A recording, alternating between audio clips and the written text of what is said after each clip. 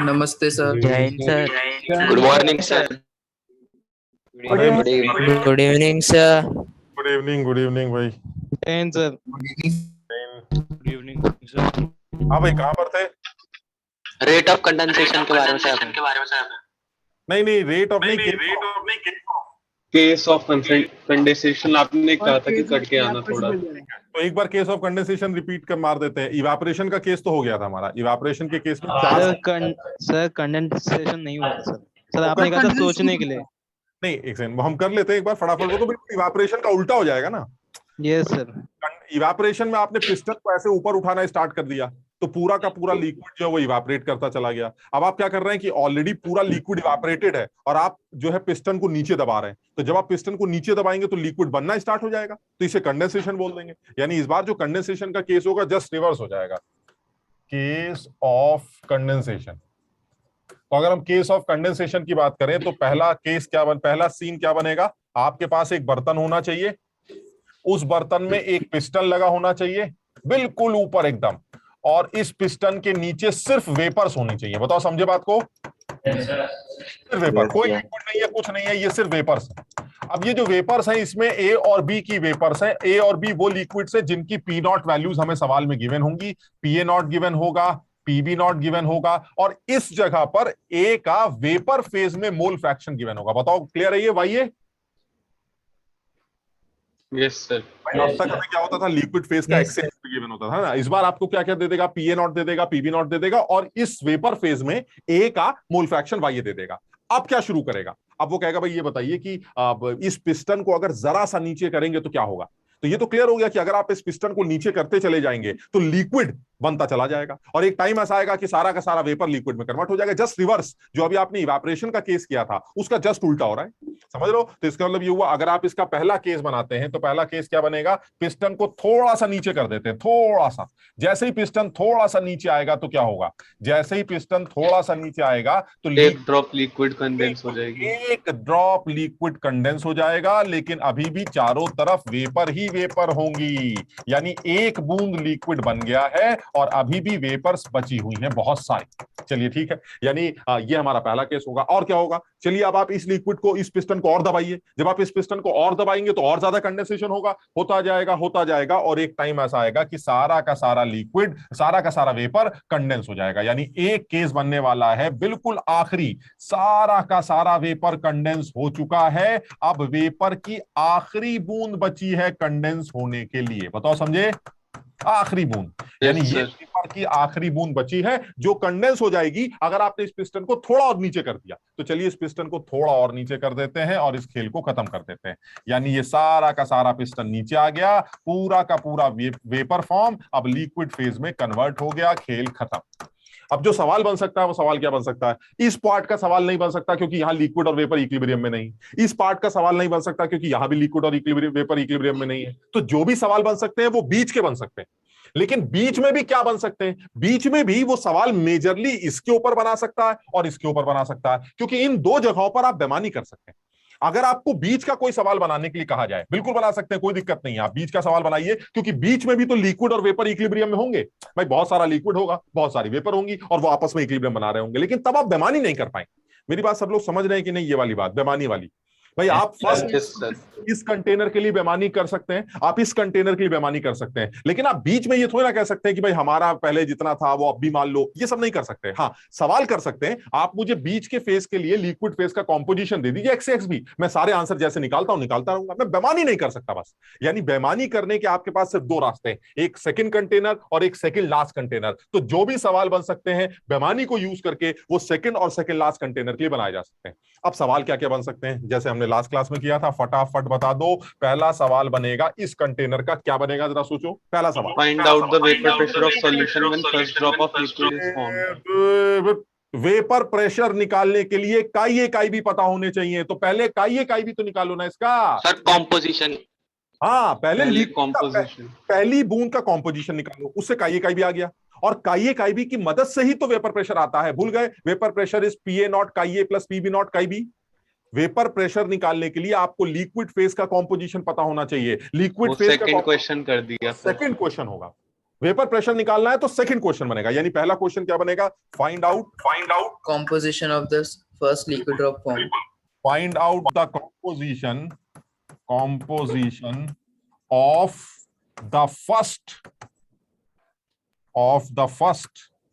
droplet of liquid form. First droplet of liquid form, ये पहला सवाल बन सकता है। जैसे ही पहली बूंद लिक्विड की बनेगी आप उसका कॉम्पोजिशन निकालिए। लेकिन अब फिर वही है, सर हम कैसे निकालेंगे, हमें तो कुछ पता ही नहीं है। बेमानी करेंगे ना। बेमानी क्या करेंगे? जो यहां का YaYb है वो यहां का YaYb, बताओ समझे बात को? बेमानी कर सकते हैं ये?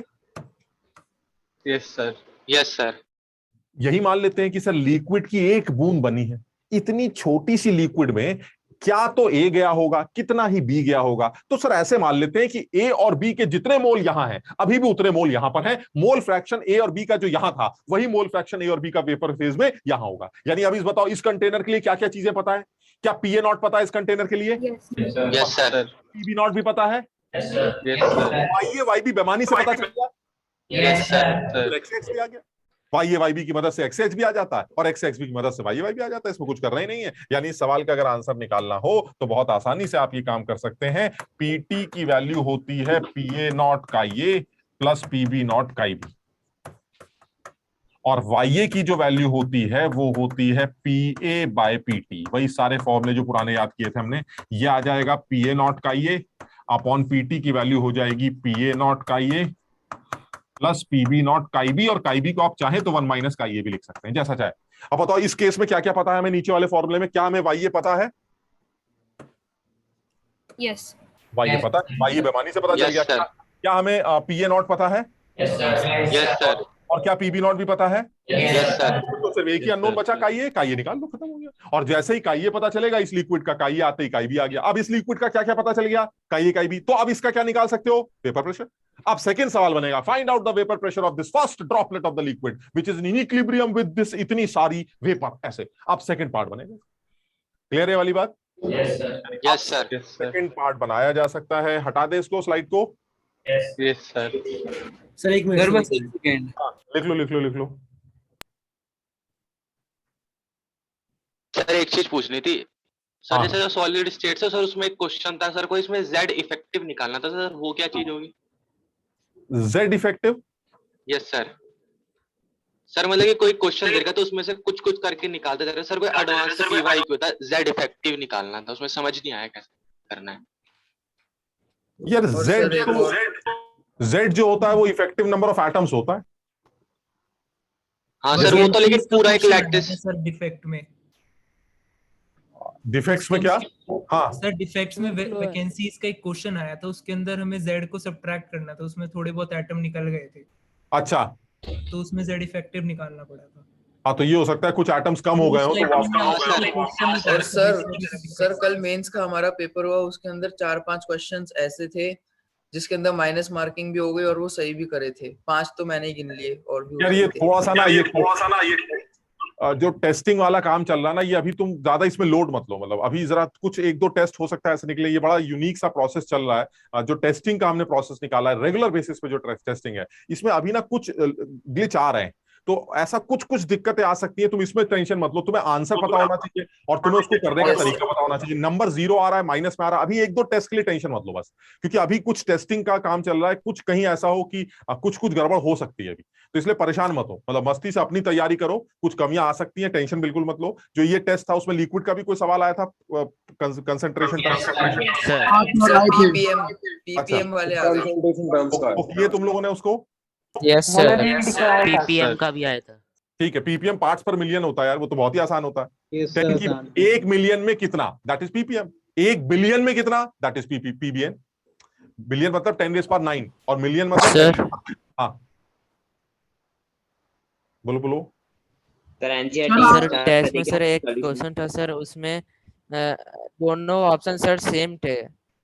अच्छा ठीक है, वो सब चेक कर लेंगे यार। तुम बिल्कुल मस्त रहो, तुम सवाल कर लो बस एक बार। टेस्ट में जो क्वेश्चंस आए उनकी प्रैक्टिस कर लो, उसको किनारे फेंक दो बस, अभी दिमाग मत लगाओ। प्लस मॉड्यूल बिल्कुल तैयार हो गया है मेरे ख्याल से, सेंटर्स पे पहुंच भी गए होंगे। अगर सर उसमें आंसर भी करा था सर, दूसरा ऑप्शन था। आप टेस्ट में जो सवाल आया था, टेस्ट की बात कर रहे हो क्या? हाँ सर। ठीक है, अब तुम टेस्ट की बात मत करो ना यार। टेस्ट में अभी एक दो टेस्ट में हो सकता है और भी दिक्कत इस तरह की आ जाए। एक दो टेस्ट का वेट करो, उसके बाद से सब स्मूथ हो जाएगा। प्रैक्टिस के लिए मॉड्यूल मिल चुके हैं तुम लोग को अभी? नहीं मिल गए सर। No sir. नहीं सर अभी नहीं मिले। नहीं मिले सर, नहीं मिले। ठीक है, तो सेंटर पर तो मुझे लगता है भिजवा दिए।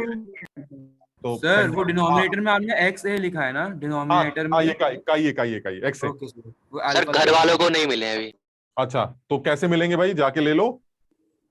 सर उन्होंने बोला है वो एड्रेस लेके कुरियर करेंगे। ठीक है, चलो ठीक है, तो वो भी तुम्हें मुझे लगता है वीक के अंदर, 1 वीक के अंदर मिल जाए, बिकॉज वो मॉड्यूल तैयार है, बस अब तुम्हारे पास पहुंचने वाली बात है। तो जो सेंटर्स में थे बच्चे उनके पास तो पहुंच गए होंगे, क्योंकि हमने हर सेंटर भिजवा दिए। और जो सेंटर पर नहीं है उनके पास हफ्ते भर के अंदर या जितना भी टाइम लगता होगा कुरियर के उसमें, वो पहुंच जाएंगे। ठीक है ना? सर जब तक एनओएससी स्टार्ट कर सकते हैं। क्या कर सकते हैं? एनओएससी क्या क्या कह रहा है? एनओएससी से स्टार्ट कर सकते हैं। एनओएमसी क्या है? क्या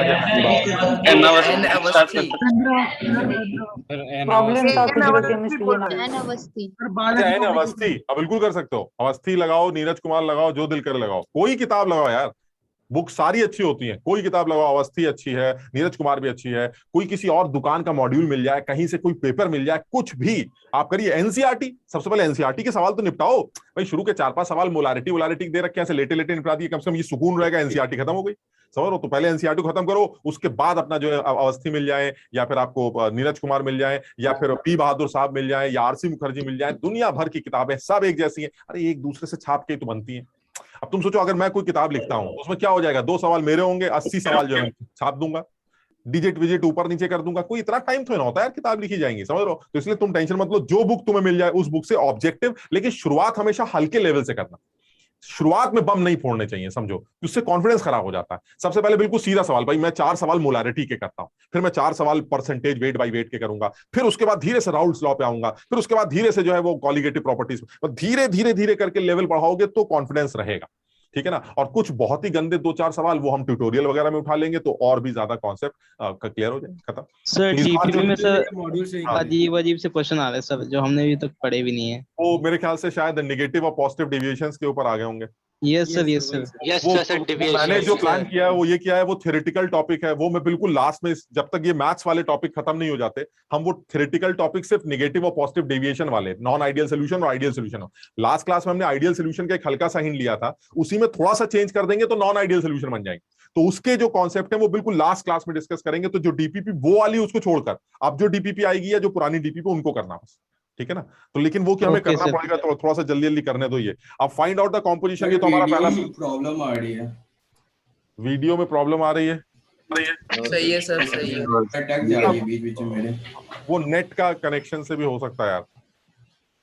सर YouTube में 4K में वीडियो चल जा रही है, नेट का प्रॉब्लम नहीं है। तो यार क्या बताएं? नहीं सर नहीं आ रही। ये तो बड़ा गड़बड़ है। नहीं आ रही है सर। नहीं आ रही सर। अभी सही हो जाएगा यार। अच्छा, इसी में जरा जल्दी से दूसरा पार्ट बता दो, कौन सा पूछा जाएगा?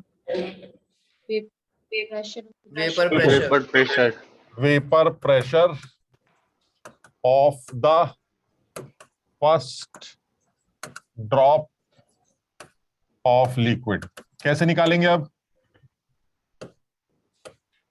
ये तो एक्स से एक्स निकल ही आया, तो पीटी डायरेक्ट निकाल लेना। PT is equal to P A not का ये प्लस पी बी नॉट का भी, सब तो आपने निकाल ही रखा है। काइए का भी तो अभी निकाल लिया था हमने पिछले वाले सवाल में, वो यहाँ पुट कर देंगे। अच्छा, तीसरा पार्ट क्या पूछ सकते हैं हम आपसे? तीसरा पार्ट आप पूछ सकते हैं सर वो सेकंड लास्ट कंटेनर के लिए। अब जरा सोचो सेकंड लास्ट कंटेनर में क्या होगा? वेपर ड्रॉपलेट की कॉम्पोजिशन। वेपर ड्रॉपलेट की कॉम्पोजिशन? नहीं, मुझे लगता है कॉम्पोजिशन ऑफ लास्ट ड्रॉप। यार कॉम्पोजिशन ऑफ लास्ट ड्रॉप तो पता है, बेमानी करके तुम लोग को सवाल अगर फ्रेम नहीं कर पा रहे हो, इसका मतलब क्लैरिटी नहीं है भाई। वो सारी वेपर कंडेंस हो गई, तो इसका मतलब काइए काई भी पता चल गया ना। और जब भी काइए काई भी पता होता है तो पहला सवाल क्या होता है? पीटी का वेपर प्रेशर। अब तो यानी कि हमारा जो नेक्स्ट सवाल आना चाहिए वो आना चाहिए vapour pressure. What is the vapour pressure of the last drop? Vapour pressure when last drop of vapor remained, last drop of vapor remained, ये सवाल आ गया। अब कैसे करें भाई? वेपर प्रेशर निकालने के लिए तो ऑब्वियस है कि काई काई भी पता होना चाहिए। तो काई भी कहां से दे रखा है? जो वहां का सारा काई भी था वो सब जमते जमते जमते, हालांकि ऐसा है नहीं, एक बूंद अभी भी बची हुई है वेपर की, लेकिन बेमानी लगभग सारा ही जम गया सर। तो अगर सारा ही जम गया तो जो वहां का वाई भी था, यानी पहले वाला जो वाई है वो बन गया काई। समझ? इसका मतलब अब आपको काई भी पता है, तो सीधे पीटी कैलकुलेट करिए। पीटी इज पीए नॉट, काई की जगह वाई आ गया, और पीबी नॉट के साथ काई बी की जगह वाई भी आ गया। बताओ क्लियर है? ये वाला जो वाई है वो वहां का नए आखिरी वाले लिक्विड का हमारा काई बी की तरह ट्रीट करेगा। ये पीटी आ गया, और जब एक बार पीटी आ जाता है तो क्या करते हैं? लास्ट सवाल में लास्ट पार्ट होगा, जो आखिरी बूंद वेपर की बची है अब उसका कॉम्पोजिशन निकालिए। Composition of the last drop of vapor remained, ये लास्ट सवाल आ गया। और ये तो तुम समझ ही रहे होगे कि जब पीटी निकल चुका है तो कॉम्पोजिशन निकालने के लिए कुछ भी नहीं करना है, वाई डैश बोल देते हैं इसको। Y dash is equal to PA, समझना जरा सब लोग, वाई अपॉन पीटी, जो पीटी आपने यहां से निकाला वो यहां पुट कर दिया। बताओ ये बात क्लियर है? ये सबको क्या किया मैंने? ये क्योंकि ये जो वाई है वो तो एक्स से बन गया, तो इसका मतलब ये हुआ पीए नॉट काई अपॉन पीटी। पीटी आपने पहले से निकाला, वो नीचे पुट कर दी। देखो जब तुम खुद करोगे तुम्हें समझ में आएगा, लेकिन मुझे तो लगता है सिर्फ एक ही बात हम बार बार डिस्कस कर रहे हैं, काई बी की हेल्प से वाई भी निकालना और वाई बी की हेल्प से काई भी निकालना। मुझे तो इतना ही चीज समझ में आ रही है इन दोनों टॉपिक्स में, चाहे वो इवापोरेशन का केस हो चाहे कंडेंसेशन का केस हो, मुझे सारी चीजें एक ही जैसी लग रही। तो अगर आपको हल्की सी क्लैरिटी आ जाए तो ये बहुत आसान है, और इस पर अब तक जेईई में कभी भी सवाल नहीं पूछा गया। इस कंडेंसेशन और इवेपोरेशन के केस को लेके कभी भी डिस्कस नहीं किया गया है। ये 4 सवाल जरूर हैं, लेकिन आपसे एग्जाम में हो सकता है तीसरा पार्ट पूछा जाए, हो सकता है दूसरा पूछा जाए। अगर तीसरा पूछा जाएगा तो भी आपको मेहनत करनी पड़ेगी। अगर तीसरा पार्ट पूछा जाएगा ये वाला, तो कितना अच्छा सवाल बनेगा। लोग सोचेंगे यार वाई भी दे रखा है, अब कह रहा है जब आखिरी बूंद बचेगी तो काई, हम समझ में नहीं आ रहा सवाल क्या है, लेकिन जिसको क्लैरिटी होगी वो कहेगा अच्छा दबाते जा रहे हैं, दबाते जा रहे हैं, दबाते जा रहे हैं, और आखिरी बूंद वेपर की बची है जो जमने के लिए तैयार बैठी है। ऐसे में वहां का सारा वाई भी यहाँ का काई भी बन जाएगा, और जब काई भी बन गया तो पीटी आ जाएगा। पीटी की मदद से ऊपर वाला वाई भी कैलकुलेट कर ले। सब लोग समझ पा रहे हैं इस पूरे कॉन्सेप्ट को? सर जब फर्स्ट ड्रॉप ऑफ लिक्विड बनता है और जब फर्स्ट ड्रॉप ऑफ वेपर बचता है तो दोनों में काई भी डिफरेंट होगा ना? बिल्कुल बिल्कुल बिल्कुल, कहीं कोई सिमिलरिटी नहीं, इन बातों की कोई लेना देना नहीं है। जो पहली बूंद लिक्विड की बनेगी वहां का काई भी आपने निकाला, और जो लास्ट बूंद वेपर की बची तब का जो काई भी होगा वो पहले वाला वाई भी होगा। बात समझे कि नहीं? पहले वाला वाई भी यहाँ का काई भी बन गया, और जब पहली बूंद लिक्विड की बनी तो आपने मेहनत करके वाई भी की हेल्प से नया काई भी कैलकुलेट किया। सर उसको काई डैश बना दीजिए ना सर। जैसे हाँ, कहीं कोई कंफ्यूजन ना हो भाई। क्या करें? काई डैश बोल देते हैं, जैसे चाहो वैसे कर लो। वो थोड़ा सा अपने आप, और वैसे भी एग्जाम में जब सवाल आएगा तो ये वाई काई थोड़ा ना लिखते हैं यार, वो तो डेटा देगा। जैसे लास्ट क्लास में तुमने किया था सवाल, डेटा देगा, अपना डेटा सीधा पुट करते। हाँ क्लियर है यहाँ तक? सर इस वाले मेथड से हमेशा अप्रोक्सीमेट आंसर आएगा ना? नहीं, अप्रोक्सीमेट मत बोलो बेटा। देखो अब कैसे बताएं, कोई और तरीका ही नहीं है। अप्रोक्सीमेशन जैसे बताओ, कोई ये कहे कि ये आंसर गलत है, तो मैंने जैसे मान लो तुमने मुझे कोई आंसर दिया और मैंने बोला कि ये आंसर गलत है, अब मैं ये बात तभी बोल पाऊंगा जब मुझे सही आंसर पता होगा। क्लियर है? ठीक है। अब मुझे जब सही आंसर नहीं पता है तो मैं ये कैसे कह सकता हूं कि आपका आंसर गलत? जैसे मैं कई बार एग्जांपल देता हूं, मैं एक एग्जांपल और देता हूं। पूरी दुनिया की जो वेइंग मशीन है, अगर सारी दुनिया की वेइंग मशीन खराब हो चुकी है, ठीक, मैंने अपना वेट कभी किया ही नहीं और सारी दुनिया की वेइंग मशीन खराब है ये मुझे नहीं पता, अब मैं कहीं भी जाके खड़ा हो जाऊं और मेरा वेट 2 किलो आए, अब वो गलत है या सही मैं कैसे बताऊंगा? बताओ। कोई और आदमी आएगा मुझसे मोटा, ठीक, वो कहेगा तेरा 2 किलो आ रहा, चलो मैं नापता हूं, उसका 3 किलो आ जाएगा, तो मुझे लगेगा मैं इससे छोटा हूं, हल्का हूं, तो 2 किलो ठीक है। ये मोटा आदमी, इसका 3 किलो होगा, क्योंकि अब आपको किसी भी चीज का वजन पता ही नहीं चलेगा, क्योंकि अब आप वजन उस गलत चीज से नाप रहे हैं। मतलब समझ लो, सारी गलती अगर सब गलत हो गया तो सब सही हो गया, ये कहना चाह रहा हूं। इसका मतलब ये हुआ जब तुमने मुझे आंसर दिया और मैं ये बोलता हूं कि भाई ये आंसर गलत है, तो इसका मतलब मुझे सही आंसर पता होना चाहिए। मैं सही आंसर कहां से निकालूंगा? मैं भी तो अप्रोक्सीमेशन से निकालूंगा ना। मेरी बात समझ रहे हो? तो जब मैं भी अप्रोक्सीमेशन से निकालूंगा मेरा आंसर भी वही आएगा जो तुमने आंसर दिया। इसलिए इसको गलत मत बोलो, यही आंसर होगा जो अप्रोक्सीमेटेड आंसर है, जो आंसर सही माना जाएगा। क्यों? क्योंकि इसके अलावा आपके पास कोई तरीका नहीं है इस सवाल को करने का। और इसमें बहुत लॉजिकल बेईमानी की गई है कि जब इतना सारा वेपर, इसमें से अगर थोड़ा सा कंडेंस होकर एक बूंद जम भी गया तो उस एक बूंद में कुछ नहीं आता, कुछ नहीं आया इस एक बूंद में, जिसकी वजह से वेपर के कॉम्पोजिशन में कोई फर्क नहीं पड़ेगा। तो जो वेपर का कॉम्पोजिशन पहले कंटेनर का है वही वेपर का कॉम्पोजिशन सेकंड कंटेनर का भी होना चाहिए। समझ रहे हो ना सब लोग? सर जो थर्ड केस है सर वो थोड़ा समझ में नहीं आया। क्या कह रहे हो बेटा? सर जो थर्ड क्वेश्चन है सर थोड़ा सा कम समझ में आया sir. What is the vapor pressure when last drop of the vapor remained? Last drop of the vapor remained. बड़ा आसान है। वेपर की आखिरी बूंद बची, यानी वेपर जमता जा रहा है, जमता जा रहा है, जमता जा रहा है, जमता जा रहा है, जमता जा रहा है, जमता जा रहा है, जमता जा रहा है, और आखिरी बूंद वेपर की जमने के लिए तैयार। इसका मतलब सारा लिक्विड जम चुका है, सिर्फ आखिरी बूंद बची है। अब ये बताओ, इसका तो ये मतलब है कि जितनी भी वेपर थी वो जमकर लिक्विड में कन्वर्ट हो गई। सिर्फ एक बूंद बची है, बेईमानी कर लेते हैं, कुछ नहीं बचा, सब जम गया। ठीक है, तो अगर सारा जम गया तो जो वहां का वाई भी है वो यहां का क्या बन गया? काई। Yes sir. तो जब तुम्हें इस लिक्विड का काई भी पता है तो क्या पीटी नहीं निकाल सकते पी ए नॉट काई प्लस पी बी नॉट काई बी से? Yes sir. लेकिन सिर्फ ये ध्यान रखना, जो काई है वो वहां वाला वाई है, और जो काई भी है इस लिक्विड का वो वहां वाला वाई भी। और सवाल में तो पहले ही आपको वाई भी दे रखे थे, सीधे पुट कर दीजिए, आंसर आ गया। Okay sir. ठीक है ना? तुम चाहोगे तो हम ट्यूटोरियल में इसके ऊपर एक सवाल उठा लेंगे, ट्यूटोरियल में फट से एक सवाल लिया, फट से इसका आंसर निकाल लेना, रिवीजन हो जाएगा। अरे एक बार लास्ट वाला बता दो कंपोजिशन। अरे यार, composition of the last drop of the vapour remained. Last drop of the vapour remained यानी जमते जमते जमते जमते जमते अब आखिरी बूंद बची, सारा लिक्विड बन चुका है। अब ये बताओ, इस लिक्विड का काई भी वहां का वाई भी बन गया था, तो यहां का पीटी निकल आएगा। Yes sir. अब ये बताओ, इस लिक्विड का काई भी पता है, तुम्हें वाई भी निकालना है। ये तो यार लॉजिकल है, काई भी की हेल्प से वाई भी निकालना और वाई भी की हेल्प से काई भी निकालना। ये तो हम कर चुके हैं कई बार। एक ही तो इक्वेशन होती है ये वाली, इसी इक्वेशन से तो वाई पुट करोगे तो ये आ जाएगा, ये पुट करोगे तो ये आ जाएगा। Yes sir. समझ रहे हो ना? चलिए अब इसी में थोड़ा सा और आगे बढ़ते हैं।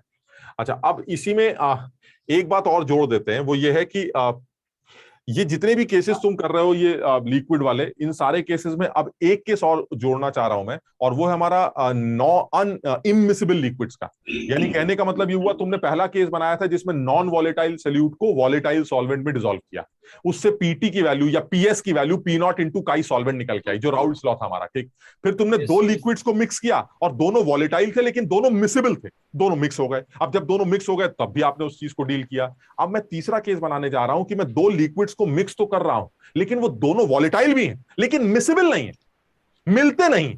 इसका मतलब सोल्यूशन जैसी कोई बात नहीं कर रहा हूं, लेकिन सवाल बन सकता है। अब इसके बारे में बात कर रहे हैं जिस पर जेईई में आज तक सवाल नहीं बनाया गया, इसके बारे में भी एक बात और जोड़ना चाह रहे हैं, और वो ये है कि mixture of two volatile liquids both are immiscible.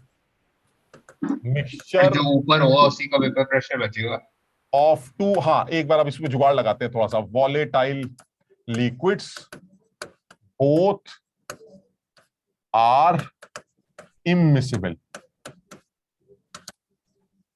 दोनों मिलते ही नहीं है, बस बात खत्म। दोनों मिलेंगे ही नहीं। हमने कहा जब दोनों मिलेंगे नहीं तो फिर काय का मिक्सचर क्या करना क्या चाहते हो? जिसकी डेंसिटी ज्यादा होगी वो नीचे होगा और जिसकी डेंसिटी कम होगी वो ऊपर होगा, खत्म हो गई। दोनों वॉलेटाइल हैं तो उड़ेगा कौन? उड़ेगा वो जो ऊपर है, जो नीचे है वो तो उड़ ही नहीं पाएगा। उसने कहा नहीं नहीं, यही तो जुगाड़ लगाना है। जुगाड़ ये है कि अगर मान लीजिए मेरे पास एक लिक्विड ये है विच इज इमिसिबल विद दूसरा वाला लिक्विड, मान लीजिए एक लिक्विड ये, इसको ये ले लेते हैं, दूसरा लिक्विड मान लीजिए ये दूसरा लिक्विड, बोथ आर वॉलेटाइल। इसका मतलब ये हुआ इसका भी सर प्योर स्टेट में एक वेपर प्रेशर होगा पीए नॉट, इसका भी प्योर स्टेट में एक वेपर प्रेशर होगा पीबी नॉट। बहुत बढ़िया, ये भी वेपर बनाएगा और ये भी वेपर बनाएगा, ये भी सही है। अच्छा, अब आप इन दोनों को मिला दीजिए।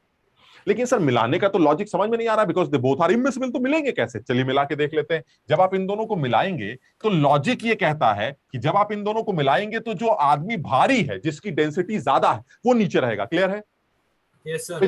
मिक्स तो हो नहीं रहा है, ये मिसिबल लिक्विड्स तो है नहीं, तो ऐसे में जो ज्यादा डेंसिटी वाला है वो नीचे रह जाएगा और जो कम डेंसिटी वाला है वो ऊपर आ जाएगा। अब मान लीजिए जो ऊपर आ गया वही तो उड़ेगा, नीचे वाला तो उड़ ही नहीं पाएगा। इसका मतलब ये हुआ सर ऊपर जो वेपर्स होनी चाहिए वो सिर्फ किसकी होनी चाहिए? उस लिक्विड की होनी चाहिए जिसकी डेंसिटी कम। क्लियर है ये वाली बात? लेकिन अब फिर तो सर सवाल ही बेकार हो गया। मतलब एक ही लिक्विड का वेपर होगा, उसी लिक्विड का वेपर प्रेशर होगा, और वो वेपर प्रेशर आपने सवाल में ऑलरेडी पहले दे रखा है। अगर बी नीचे है तो आंसर PA0 होगा ऊपर वाला, और अगर बी ऊपर है तो आंसर PB0 होगा। ये क्या सवाल हुआ? सवाल ये नहीं है। सवाल ये है कि ये तो क्लियर है कि ज्यादा डेंसिटी वाला नीचे रहेगा, कम डेंसिटी वाला ऊपर रहेगा। हमने कुछ जुगाड़ लगाया। हमने इसके अंदर मान लीजिए ऐसे टूयर डाल के, टूयर मतलब समझो एक छेद में कुछ ट्यूब जो स्ट्रॉ जैसा डाला और अंदर से हवा फूकना शुरू कर दिया। यानी पर्पस ये कि मैं इसके अंदर ऐसे हिला रहा हूं, चम्मच से ऐसे चला रहा हूं, एजिटेशन डेवलप कर रहा हूं, बर्तन को हिला दिया मैंने। इससे फायदा क्या होगा? फायदा ये होगा कि सर अब इस बर्तन में जब उछल कूद मचेगी तो जो नीचे वाला आदमी है वो ऊपर आने लगेगा, और जो ऊपर वाला आदमी है वो नीचे भी आने लगेगा। समझ रहे? ऐसे उछल कूद मचेगी। यानी आपने इसके अंदर से हवा पास कर दिया, ऐसे हवा बुलबुल बुलबुल ऐसे। तुमने कभी किया है ना, कभी पानी पीते वक्त स्ट्रॉ डाल के अंदर की है ना, तो जब उल्टी हवा डालते हो तो फुड़ फुड़ फुड़, तो वही हमने किया। इसमें उल्टी हवा डाल के ऐसे अंदर बवाल मचा दिया। अब हुआ क्या? नीचे वाला कह रहा मैं ऊपर जाऊंगा, ऊपर वाला कह रहा मैं नीचे आऊंगा, खट खट खट खट। अब क्या होगा? इससे क्या होगा? इससे क्या नीचे वाले को भी उड़ने का मौका मिलेगा या नहीं? Yes sir. ये क्लियर है कि सर इस एजिटेशन करने से या इस तरह के हरकत करने से आप नीचे वाले को भी ऊपर उड़ा सकते हैं, और इसमें कोई शक नहीं है कि यहां पर जो वेपर्स बनेंगी उसमें A और B दोनों ही होंगे, कोई डाउट नहीं है। क्लियर है ये? अब अगर यहाँ A और B दोनों हैं तो ऐसे में इस सिस्टम का जो टोटल वेपर प्रेशर होगा PT, आज वो सिर्फ PA0 प्लस PB0 से निकाला जाएगा। सब लोग थोड़ी सी अकल लगाना। क्यों सर? इससे पहले तो आपने राउल्ट्स लॉ की बात की थी कि जब आप PT निकालें तो PA0 का ये प्लस PB0 का भी का इस्तेमाल किया करिए। ये आपने का भी कहां छोड़ दिए? इसमें का भी तो होने चाहिए। क्यों होने चाहिए? इस बार वो मिक्स ही नहीं हो रहा है, इस बार सोल्यूशन तैयार ही नहीं हो रहा है। कोई सोल्यूट नहीं है, कोई सॉल्वेंट नहीं है। मैं अकेले हूं, मुझे तुमसे मतलब नहीं है, तुम अकेले हो, तुम्हें मुझसे मतलब नहीं है। इसलिए मेरा कॉम्पोजिशन भी 1 है और तुम्हारा कॉम्पोजिशन भी 1, क्योंकि हम मिक्स ही नहीं होते। इसलिए का भी की जगह सिर्फ क्या आएगा? 1 and 1। So ultimately the total vapour pressure will be decided by the individual pressures का सम। बताओ समझे बात? हाँ, अगर ये मिसबिल का केस होता, अगर ये मिसबिल का केस होता तो का भी वर्ड आता, काइबी का भी वर्ड आता, क्योंकि तब आपको राउल्ट्स लॉ लगाना पड़ता। और राउल्ट ने क्या बोला है? मिसबिल के केस में मेरे कॉम्पोनेंट, मुझ पर अगर आप राउल्ट लॉ लगाते हैं तो मेरे स्टैंडर्ड वेपर प्रेशर को आप मेरे मोल फ्रैक्शन से मल्टीप्लाई करके मेरा एक्चुअल वेपर प्रेशर कैलकुलेट कर लीजिए। यहां पर भी मैंने वही किया है, लेकिन फर्क इतना है कि क्योंकि ये दोनों लिक्विड्स इमिसिबल हैं, इसलिए काइबी को 1 अज्यूम किया गया है। ना मैं तुमसे मिलूंगा, ना तुम मुझसे मिलना। मुझसे कोई पूछे कि मेरा मोल फ्रैक्शन क्या है तो मैं कहूंगा तुम नहीं दिखाई देते, मेरा मोल फ्रैक्शन 1 है। और जब तुमसे कोई पूछे कि तुम्हारा मोल फ्रैक्शन क्या है तो तुम कह देना मुझे तुम दिखाई नहीं देते, मेरा मोल फ्रैक्शन 1 है। यानी हर आदमी को यह लगता है कि वो अकेले पड़ा, क्योंकि मिक्सिंग नहीं है। ऐसे में अगर काइबी को 1 अज्यूम कर लिया जाए तो टोटल वेपर प्रेशर वो PA0 प्लस PB0 के बराबर होगा। इस बात का एक इस्तेमाल होगा जो मैं लिखने जा रहा हूं, PT is greater than PA0। Clear है? Yes sir. And PT is also greater than PB0। इस बात का एक इस्तेमाल होगा। हालांकि तुम्हें बड़ी छोटी बात लग रही होगी, लेकिन इंपॉर्टेंट है। अभी हम इस बारे में बात करते हैं, ठीक? बहरहाल अब वो ये कहना चाह रहा है कि चलिए आपकी बात समझ में आती है कि टोटल वेपर प्रेशर इन दोनों के इंडिविजुअल वेपर प्रेशर्स के सम से निकाल लेंगे, खत्म हो गई बात। अब ये बताइए, अगर कोई ये पूछे काइबी कितना है तो हमारा आंसर होगा 1 1 1, क्योंकि मिक्सिंग है ही नहीं तो काइबी से मतलब वाई भी क्या होगा? मिक्सिंग है तो का भी 1 कैसे थोड़ा बोल पाएंगे? जब मिक्सिंग ही नहीं है तो कोई लिक्विड बना ही नहीं, सोल्यूशन बना ही नहीं। तो अगर आप किसी भी एक आदमी से पूछेंगे कि आपका मोल फ्रैक्शन क्या है तो कहेगा भाई मैं ही तो पढ़ा हूं अकेले, मुझे तो दूसरा दिखाई नहीं देता, क्योंकि हमारी मिक्सिंग तो ही नहीं रही है। तो ऐसे में मेरा मोल फ्रैक्शन 1 है और आपका भी mole fraction 1, because there is no mixing in the system. Clear है ये वाली बात? दोनों एक दूसरे को प्योर सब्सटेंस मानेंगे, दोनों एक दूसरे को प्योर सब्सटेंस मानेंगे। वो कहेंगे ऐसा हमारी आपसी बातचीत नहीं होगी, कोई सोल्यूशन नहीं बनेगा, कोई सोल्यूट सॉल्वेंट इंटरेक्शन नहीं है, कोई सोल्यूशन नहीं है। आप है, मैं हूं, मेरा हिस्सा 1 है, आपका हिस्सा 1, बात खत्म।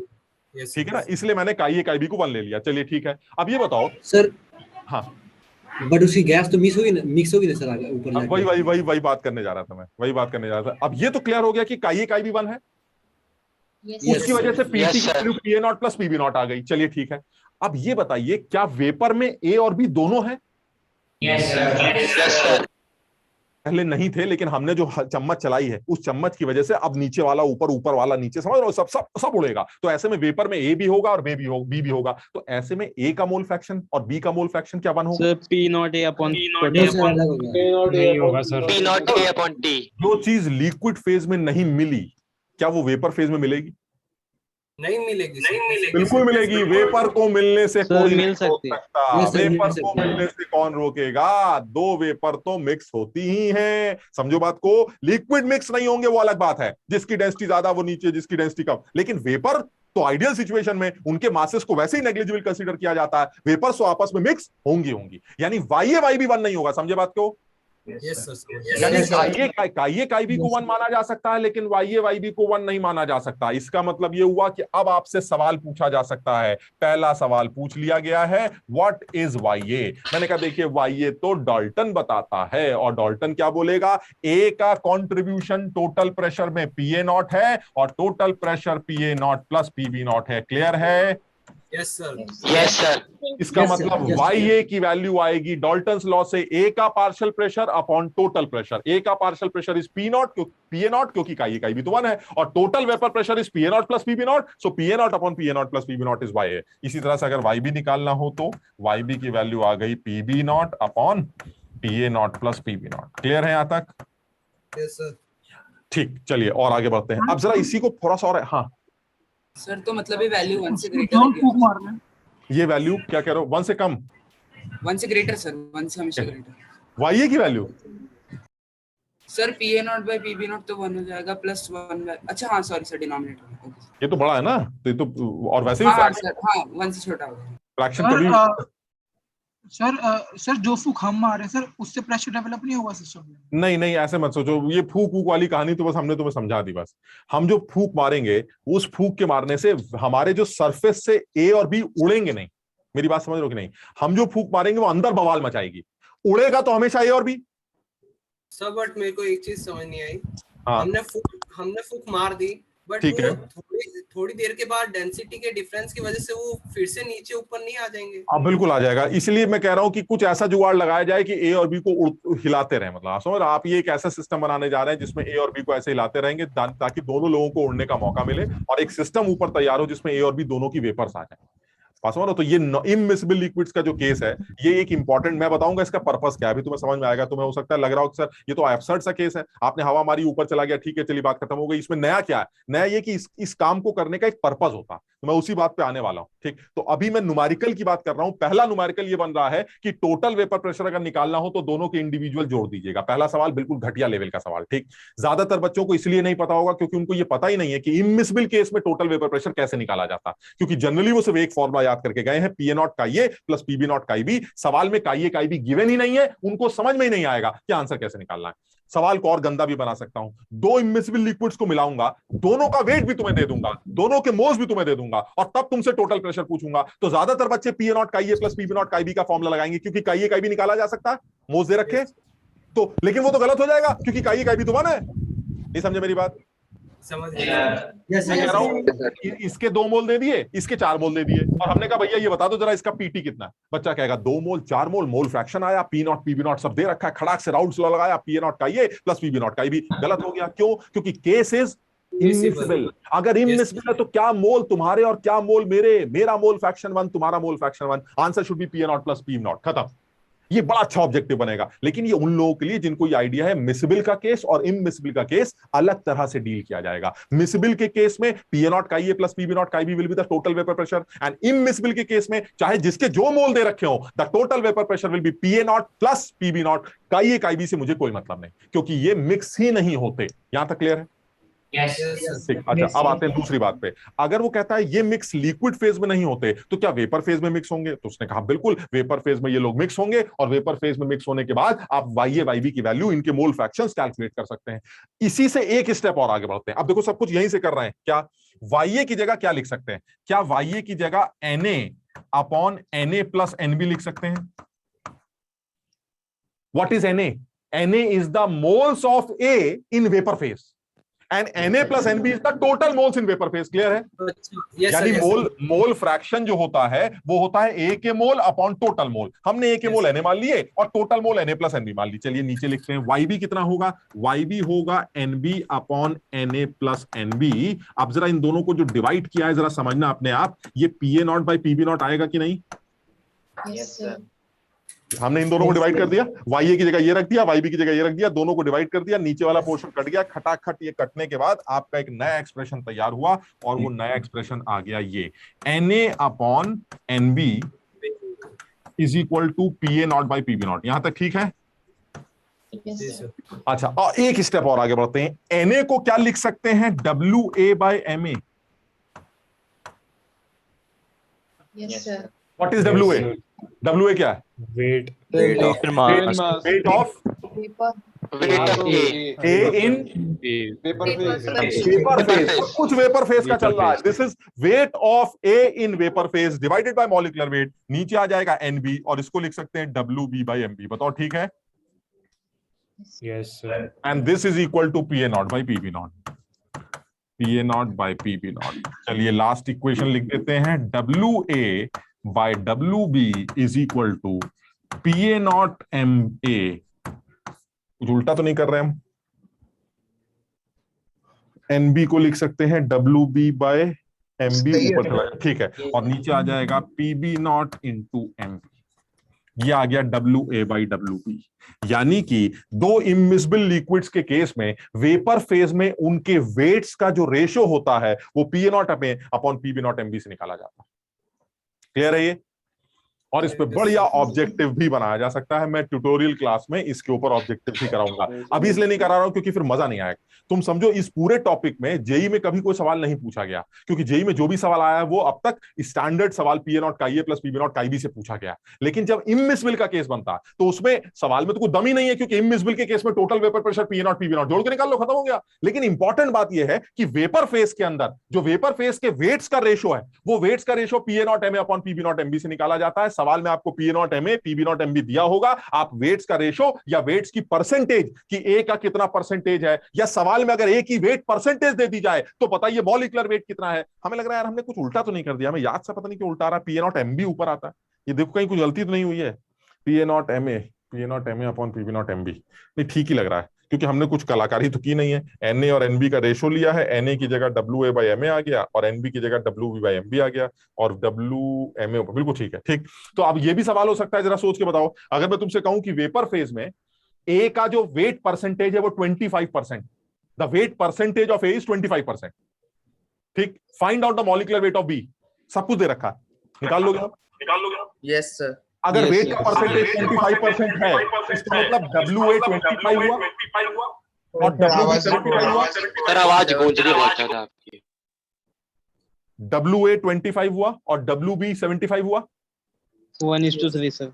PA0 दे रखा है, MA दे रखा है, PB0 दे रखा है, MB निकाल लेना। MB दे रखा है, PB0 निकाल लेना। PB0 दे रखा है, MA निकाल लेना। कुछ भी, यानी कुल मिला के 6 अननोन्स है। या 6 में से आप 5 दे दीजिएगा, छठा मैं निकाल लूंगा, कुछ भी दे दीजिएगा। लेकिन कर वो पाएगा जिसको ये पता है कि इमिसिबल लिक्विड्स में जो वेपर कॉम्पोजिशन होता है, उस वेपर कॉम्पोजिशन में दो लोगों का वेट का रेशो वो PA0 MA upon PB0 MB से निकाला जाता है। जिसको ये नहीं पता है वो ये सवाल नहीं कर सकता।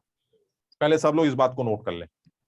हम इस पे सवाल करेंगे, आज जानबूझ के नहीं करा रहा हूं क्योंकि फिर ट्यूटोरियल में मजा नहीं आएगा। ट्यूटोरियल में एक आध सवाल ऐसे करेंगे जो बिल्कुल हटके होंगे, तो पहले इसको आराम से। ट्यूटोरियल तक ही चैप्टर खत्म हो जाएगा क्या बेटा? सर ट्यूटोरियल शीट तक ही चैप्टर खत्म हो जाएगा? पता नहीं ट्यूटोरियल कब होगा, क्योंकि आप जब भी होगा डिस्कस उतने ही सवाल करेंगे जितना पढ़ा है। आगे का डिस्कस करने का कोई फायदा ही नहीं। और अगर हमें लगता है हमने कम पढ़ा हुआ है लिक्विड सोल्यूशन में, तो सॉलिड स्टेट के 2-4 चीजें और डिस्कस कर डालें। सॉलिड स्टेट के बढ़िया सवाल बनाएंगे कि if the next to next nearest neighbour in a BCC lattice is 100 picometre apart, find out the distance between first to 10th layer in HCP unit. Band बज गई, क्या पूछ रहा है, ऐसा समझ लो। तो इस तरह की चीजें और डिस्कस कर डालेंगे। तो अभी जितना भी करेंगे ट्यूटोरियल में उतना ही डिस्कस करेंगे। सर जैसे सर सॉलिड स्टेट और सॉलिड्स में क्या कह रही हो बेटा? Metal deficiency. मेटल डेफिशिएंसी वाला, वो 0.93 वाला? यस सर, उसके क्वेश्चंस में जो न्यूमेरिकल होते हैं। यस सर, करा देंगे। क्वेश्चंस लेना सर। सर जैसे PYQ है सर सॉलिड स्टेट के सर PYQ सर बहुत मतलब आसान सा है सर। अच्छे तो आते ही नहीं है सर। एक ही टॉपिक पे तो होता है डेंसिटी। मुझे तो आज तक समझ में नहीं आया कि सॉलिड स्टेट में इतना कुछ पढ़ने के लिए, इतना कुछ पूछने के लिए है, वो एक ही सवाल पूछता है, डेंसिटी निकालो, Z निकालो, M निकालो, ये निकालो। रेडियस निकाल, कुछ अभी लेवल ही नहीं, जबकि सवाल आप ओरली इतने सारे बना सकते हैं, मतलब वॉइड्स की डिस्टेंसेस को लेकर, नियरेस्ट नेबर्स की डिस्टेंसेस को लेकर, लेयर्स की डिस्टेंसेस को लेकर, जैसे ऐसी एकदम से सवाल याद आया, जरा जवाब देना। ठीक, एफसीसी यूनिट में एक एटम अपनी ही लेयर में 6 लोगों से, अपनी ऊपर की लेयर के 3 लोगों से और अपने नीचे की लेयर के 3 लोगों से सराउंडेड होता है, जिसकी वजह से उसका कोऑर्डिनेशन 12 होता है। Yes sir. तुम लोगों ने पढ़ा है ना ये सॉलिड स्टेट वाला? Yes sir. मैं, हालांकि मेरे पास इतना टाइम नहीं, लेकिन फिर भी एकदम से याद है, मैं पूछ रहा हूं तुमसे।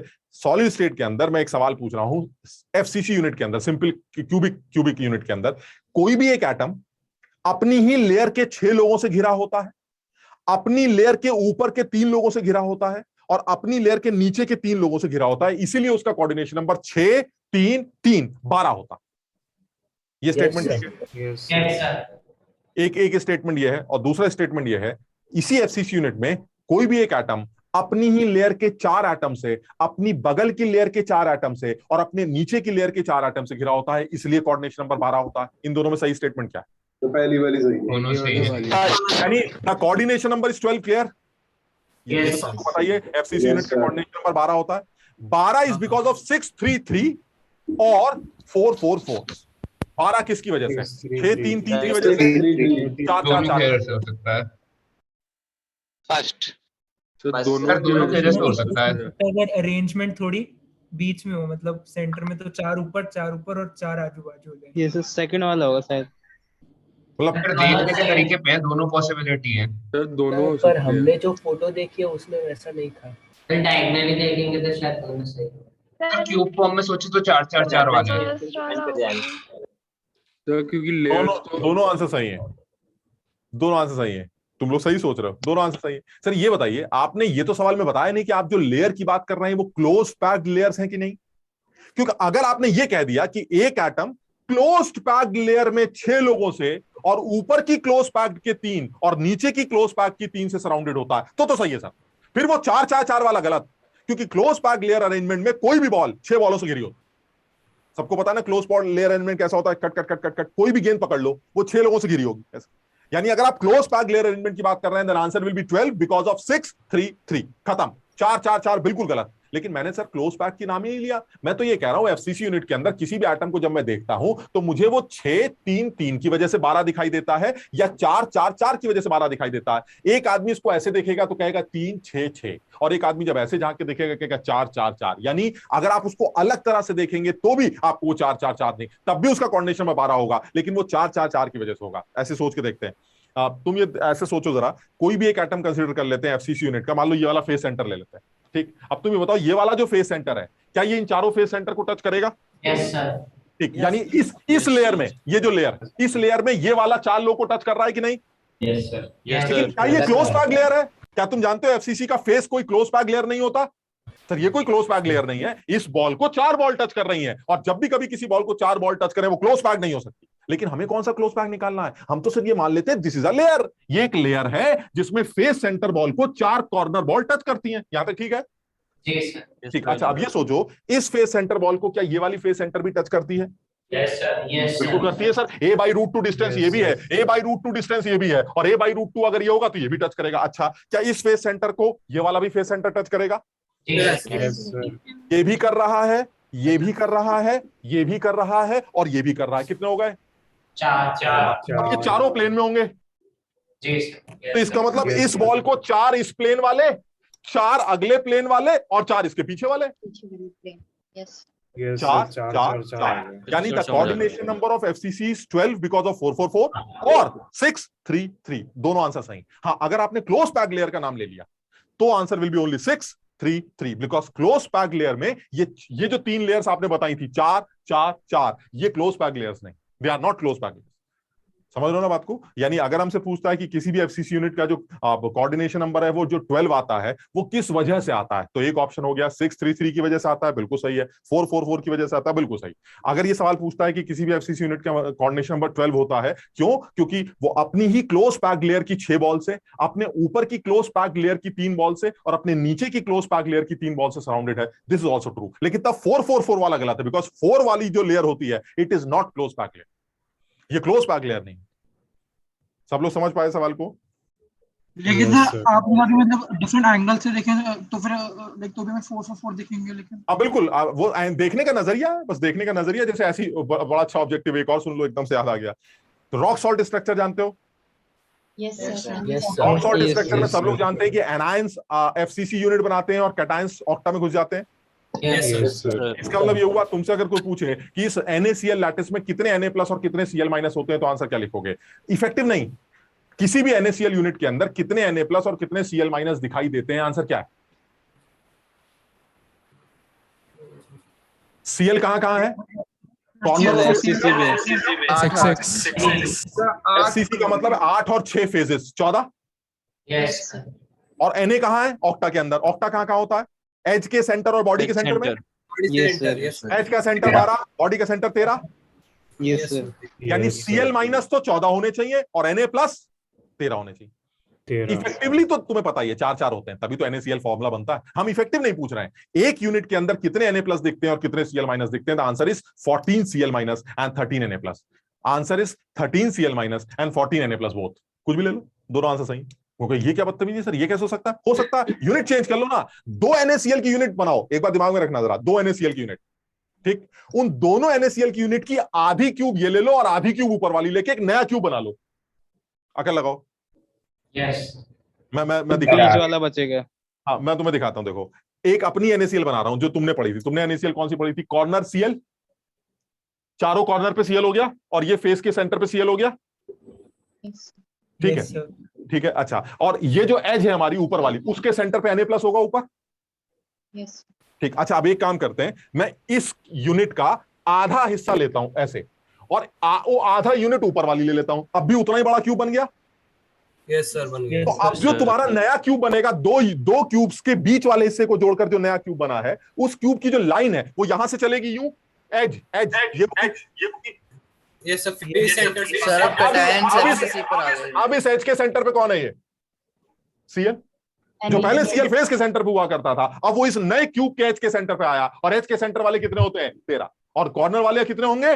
वो जो कॉर्नर पे, अब कॉर्नर पे कौन है? जो पहले NaH के सेंटर पर हुआ करता था, वो कॉर्नर पर आ गया। यानी अब सोडियम हो गए 14 और Cl हो गए 13। यानी answer can be Cl- 13, Na+ can be 13। अब हैरानी की बात ये, लोग सोचते हैं आंसर तो एक ही सही हो सकता है। एक्चुअली दोनों आंसर सही हैं, सिर्फ देखने का नजरिया बदल दिया। कुछ समझ पा रहे हो बात को? तो जो पहले वाला क्वेश्चन आपने पूछा था, तो उसमें हम फिर क्या टिक करेंगे? 663 या फिर 444? दोनों टिक करेंगे। अगर उसने क्लोज पैक्ड लेयर का नाम नहीं लिया तो वो तो देखने के ऊपर है सर। हम तो ऐसे देख रहे थे 4 4 4 हो गया।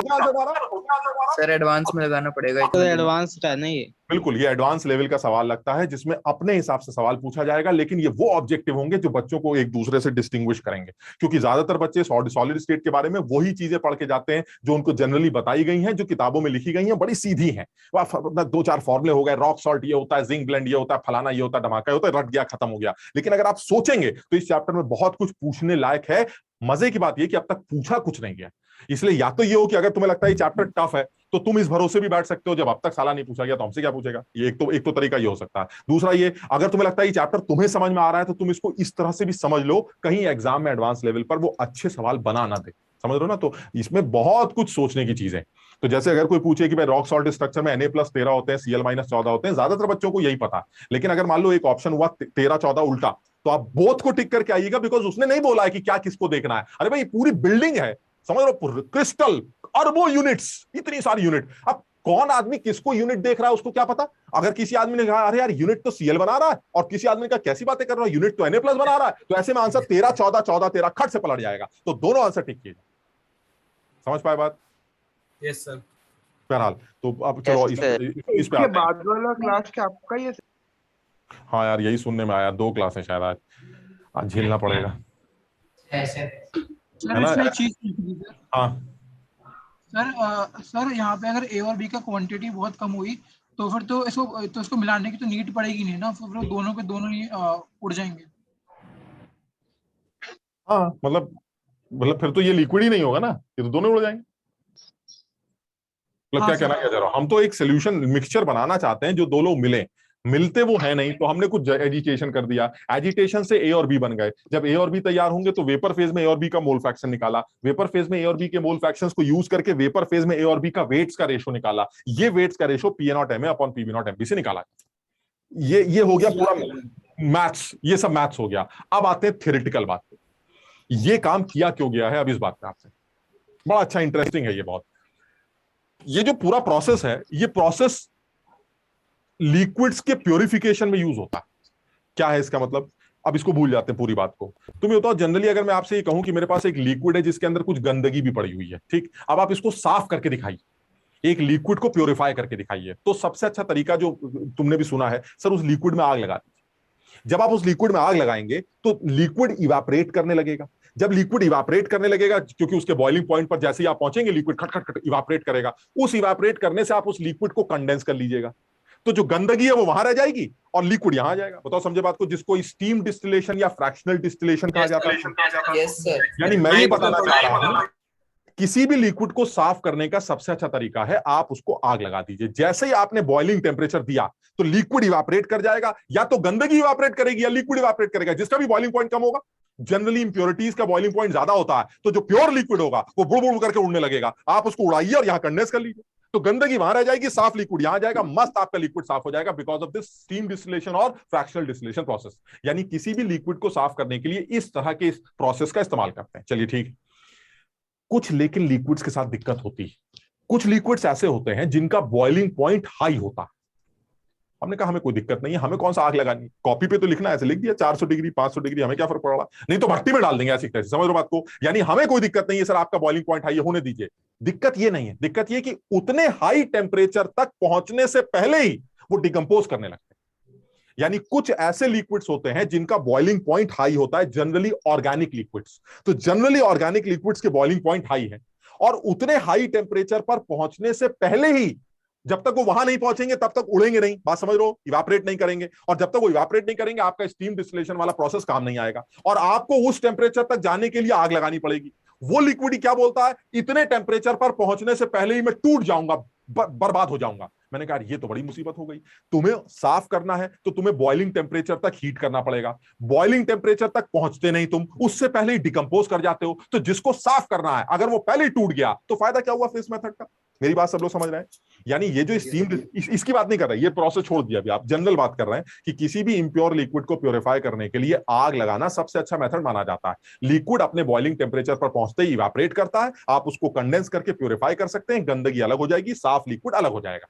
बिल्कुल यही सोच के मैंने किसी ऑर्गेनिक लिक्विड के प्योरिफिकेशन के बारे में सोचा। मैंने एक ऑर्गेनिक लिक्विड लिया, मैंने उसमें आग लगा दी, मैंने सोचा ये भी उड़ के इकट्ठा हो जाएगा, साफ हो जाएगा। पता ये चला उस ऑर्गेनिक लिक्विड के बारे में कि उसका बॉइलिंग पॉइंट हाई था, सपोज 300 डिग्री सेंटीग्रेड। उसकी दिक्कत नहीं थी, मैंने बर्नर के अंदर आग लगा के उसको 300 डिग्री तक ले जाने की कोशिश की। पता ये चला 300 से पहले ही 250 डिग्री पर, 200 डिग्री पर वो लिक्विड डिकम्पोज करने लगा। अब अगर लिक्विड ही डिकम्पोज कर गया तो फिर प्योरिफिकेशन किसका करोगे। यानी एक तो उनका बॉइलिंग पॉइंट हाई, वो भी एक मुसीबत, हाई बॉइलिंग पॉइंट तक वो पहुंचते नहीं, उससे पहले ही वो डिकम्पोज कर जाते हैं। तो ऐसे लिक्विड्स का प्योरिफिकेशन इस स्टीम डिस्टिलेशन प्रोसेस से कैसे करेंगे, ये दिक्कत। मैं डिकम्पोज का मतलब समझा नहीं, मतलब लिक्विड खराब हो गया, लिक्विड खराब हो गया, लिक्विड टूट गया, कंपोनेंट्स में ब्रेक कर गया, किसी और लिक्विड में कन्वर्ट हो गया, डिकम्पोजिशन हो गया, गैस निकलने लगी उस लिक्विड में से, ऑक्सीजन, अगर उस लिक्विड के अंदर ऑक्सीजन का कोई कंपोनेंट है तो ऑक्सीजन गैस के फॉर्म में वो टूट गया। मेरी बात समझ लो, यानी जिस लिक्विड को आप प्योरीफाई कर रहे हैं वो लिक्विड ही ब्रेक करने लगा, उस लिक्विड से बॉन्ड ब्रेक करने लगे, फायदा ही बेकार हो गया। यानी हम तो कुछ कर ही नहीं सकते ऐसे लिक्विड्स का, इस मेथड से तो प्योरीफाई नहीं कर सकते। वो कह रहा है आप इसी मेथड से प्योरीफाई कर सकते हैं। अब आता है ये कॉन्सेप्ट, क्या कॉन्सेप्ट, डाइल्यूट कर सकते हैं। नहीं, इसी में अब मैं जोड़ता हूं। कॉन्सेप्ट क्या है, कॉन्सेप्ट ये है कि जिस लिक्विड को प्योरीफाई करना है, सपोज मुझे इस ए को प्योरीफाई करना है, ठीक, ये मेरा वो गंदा आदमी है जो जिसको मुझे प्योरीफाई करना है। परेशानी इसके साथ ये है कि ये, इसका बॉइलिंग पॉइंट हाई है, साथ ही साथ इसका उतने हाई टेम्परेचर पर पहुंचने से पहले ही डिकम्पोजिशन स्टार्ट हो जाता, ठीक। अब मैं इस लिक्विड को प्योरीफाई कैसे करूंगा, आग लगाकर। बड़ा आसान है, मैं इस लिक्विड के अंदर एक ऐसा लिक्विड मिला दूंगा जो इमिसिबल होगा इसके साथ। बताओ यहां तक ठीक है? Yes sir. यानी इस काम को करने के लिए कर क्या रहा हूं मैं कि जिस लिक्विड के साथ परेशानी है, मैं उस लिक्विड के अंदर एक ऐसा लिक्विड मिक्स कर दूंगा जो उस लिक्विड से मिलता नहीं है, इमिसिबल, वो इमिसिबल। इससे क्या होगा सर, फायदा क्या है? फायदा बहुत ज्यादा है। अब जरा देखना, इस आदमी का अपना एक पर्टिकुलर टेम्परेचर पर वेपर प्रेशर होगा, इस आदमी का अपना एक टेम्परेचर पर वेपर प्रेशर होगा, और ये जब दोनों मिल जाएंगे तो जो टोटल वेपर प्रेशर होगा वो इंडिविजुअल वेपर प्रेशर से बड़ा होगा। यहां तक ठीक है? देखिए पीटी की वैल्यू PA0 से भी बड़ी है और पीटी की वैल्यू PB0 से भी बड़ी। ठीक, यस सर। अभी के लिए इस बात को सिर्फ याद कर रहे हैं, लिक्विड की बॉइलिंग तब होती है जब लिक्विड का वेपर प्रेशर एटमॉस्फेरिक प्रेशर के बराबर पहुंच जाता है। यानी लिक्विड तब बॉयल करता है जब उसका वेपर प्रेशर एटमॉस्फेरिक प्रेशर के बराबर, तब उसके अंदर बॉइलिंग, यानी बॉइलिंग पॉइंट कब अटेन होता है? वो टेम्परेचर जिस टेम्परेचर पर लिक्विड का वेपर प्रेशर एटमॉस्फेरिक प्रेशर के बराबर हो जाए उसे बॉइलिंग पॉइंट बोला जाता है, क्योंकि वही वो पॉइंट होता है जिस टाइम पर लिक्विड के अंदर बबल बनना स्टार्ट होते हैं। तुम्हें पता है इवेपोरेशन का प्रोसेस इज सरफेस फिनोमेना, वो तो सरफेस पे चल रहा है, अंदर थोड़ी ना बबल बन रहा है। बात समझ रहे हो कि नहीं? अंदर बबल बनना इज बॉइलिंग, और अंदर बबल तभी बनेगा जब वेपर का प्रेशर और एटमॉस्फेरिक प्रेशर बराबर हो जाए, तो अंदर से बबल बनना स्टार्ट होते हैं, जिसको बॉइलिंग कहते हैं। बॉइलिंग तब होती है जब वेपर प्रेशर की वैल्यू एटमॉस्फेरिक प्रेशर के बराबर हो जाए। यहां तक ठीक है? इस बात को सीधे याद कर रहे हैं। बॉइलिंग मतलब बॉइलिंग पॉइंट का मतलब vapour pressure of the liquid is equal to the atmospheric pressure. ठीक, अब जरा सोच करो तो। हाँ सर, बट खुले लिक्विड खुले बर्तन में भी वाटर को बॉईल करके बॉइलिंग शुरू हो जाती है, क्योंकि वेपर्स इतनी ज्यादा, तुम्हें नहीं लगता टाइम ज्यादा लगता है? कभी देखा ये? हाँ सर, टाइम लगता है। क्यों लगता है? मुझे लगता है ना कि वेपर उड़ती रहती है, बाहर निकलती रहती है, तो प्रेशर कंडेंस नहीं हो पाता, इकट्ठा नहीं हो पाता। लेकिन बॉइलिंग फिर भी हो जाती है, क्योंकि कभी ना कभी तो 1 atm तक पहुंचोगे ही। सोचो ढक्कन बंद कर दें, प्रेशर कुकर देखिए आप, प्रेशर कुकर में देखिए ढक्कन बंद होता है, मस्त एकदम, इतना जल्दी खड़ाक से 1 atm का इतना प्रेशर आ जाता है कि खटाखट एकदम दाल फटाफट गर्म गल जाती है। समझ लो ना? तो मैं ये बताना चाह रहा हूं कि आपका जो ये वाला लिक्विड है, इस लिक्विड की अगर आप बात करते हैं तो इसका भी एक पर्टिकुलर टेम्परेचर पर वेपर प्रेशर होगा। इस लिक्विड को जो आपने इसके अंदर मिक्स किया है, इसका भी अपना एक पर्टिकुलर टेम्परेचर पर वेपर प्रेशर होगा। और ये दोनों लिक्विड जब मिक्स हो जाएंगे, जो कि हम हिला विला के मिक्स करेंगे, तो जो टोटल वेपर प्रेशर बनेगा वो इन दोनों के इंडिविजुअल वेपर प्रेशर के सम के बराबर होगा, जिसकी वैल्यू दोनों से बड़ी होगी इंडिविजुअली। ठीक, अब इससे देखो फायदा क्या है। अब मैं देखो तुम्हें कमाल की बात दिखाता हूं। अब आता है इससे फायदा। फायदा यह है कि जिस लिक्विड को साफ करना था उस लिक्विड के साथ आपने किसी को मिला दिया, जैसे मान लीजिए पानी को मिला दिया। यानी एक लिक्विड ये ले लेते हैं, इस एक लिक्विड को साफ करना है, इसके साथ हमने ये दूसरा लिक्विड मिक्स कर दिया। जनरली ऑर्गेनिक लिक्विड्स के साथ वाटर इमिसिबल होता है, पानी ऑर्गेनिक लिक्विड्स के साथ मिक्स नहीं होता है, इसलिए जनरली पानी को ही इस तरह के लिक्विड्स को प्योरीफाई करने के लिए यूज किया जाता है। तो अगर मान लीजिए ये एक लिक्विड है A, ये एक लिक्विड है B। ठीक, अब हम एक टेम्परेचर ले लेते हैं, मान लीजिए हमारा पूरा सिस्टम 30 डिग्री सेंटीग्रेड पर। तुम ये बताओ 30 डिग्री सेंटीग्रेड पर A का वेपर प्रेशर भी कुछ होगा, B का वेपर प्रेशर भी कुछ होगा, और दोनों का जो मिक्सचर होगा उसका भी वेपर प्रेशर कुछ होगा, जो कि इन दोनों के वेपर प्रेशर के सम के बराबर होगा। यस ठीक, अच्छा 30 डिग्री सेंटीग्रेड पर, मैं ऐसे ही बोल रहा हूं सिर्फ, सपोज 30 डिग्री सेंटीग्रेड पर इस लिक्विड का वेपर प्रेशर 0.1 atm और पानी का जो वेपर प्रेशर है मान लेते हैं 0.28। अब आप ये बताइए इसी टेम्परेचर पर इस पूरे सिस्टम का जो मिक्सचर है आपका, इस मिक्सचर का वेपर प्रेशर कितना होगा? Sir 0.3 atm। 0.3 atm। बताओ यहां तक ठीक है? यस। यानी 30 डिग्री सेंटीग्रेड पर जो प्योर A है उसका वेपर प्रेशर 0.1 है, 30 डिग्री सेंटीग्रेड पर जो दूसरा लिक्विड है उसका वेपर प्रेशर 0.2 है, इन दोनों को मिलाने से जो मिक्सचर तैयार हुआ है उसका वेपर प्रेशर 0.3। ठीक है, अच्छा क्या ये उड़ेगा, बॉयल होगा? क्या ये 1 atm के बराबर? नहीं। क्या ये बॉयल होगा? नहीं होगा। नहीं। क्या ये बॉयल होगा? ये भी नहीं। ठीक, अच्छा अब मैंने टेम्परेचर में थोड़ा सा आग लगाई, बढ़ाया, बढ़ाने के बाद ये पहुंच गया 50 डिग्री सेंटीग्रेड पर। जैसे ही 50 डिग्री सेंटीग्रेड पर पहुंचा, इसकी वैल्यू मान लीजिए 0.2 atm हो गई, इसकी वैल्यू बढ़कर मान लीजिए 0.3 atm हो गई, और इसकी वैल्यू बढ़कर 0.5 atm हो गई। क्लियर है ये? सर ये तो कभी बॉयल ही नहीं होगा। सुनो तो, एक सेकंड रुको, क्या ये बॉयल होगा? No sir. क्या वेपर प्रेशर 1 atm के बराबर है? No sir. तो ये बॉयल नहीं हो रहा है। क्या इस टेम्परेचर पर ये बॉयल होगा? No sir. ये मिक्सचर बॉयल होगा? No sir. चलिए टेम्परेचर और बढ़ा देते हैं। अब आपने टेम्परेचर बढ़ा के कर दिया 80 डिग्री। 80 डिग्री करते ही इसका वेपर प्रेशर हो गया 0.4 atm, इसका वेपर प्रेशर हो गया 0.55 atm। ऐसे ही सिर्फ हम ऐसे टाइम पास कर रहे हैं, एंड दिस इज 0.95 atm। क्या ये A लिक्विड बॉयल कर रहा है? नहीं। B नहीं कर रहा। नहीं। क्या C नहीं कर रहा है? अब आते हैं अपने टेम्परेचर पर, सपोज 95 डिग्री सेंटीग्रेड।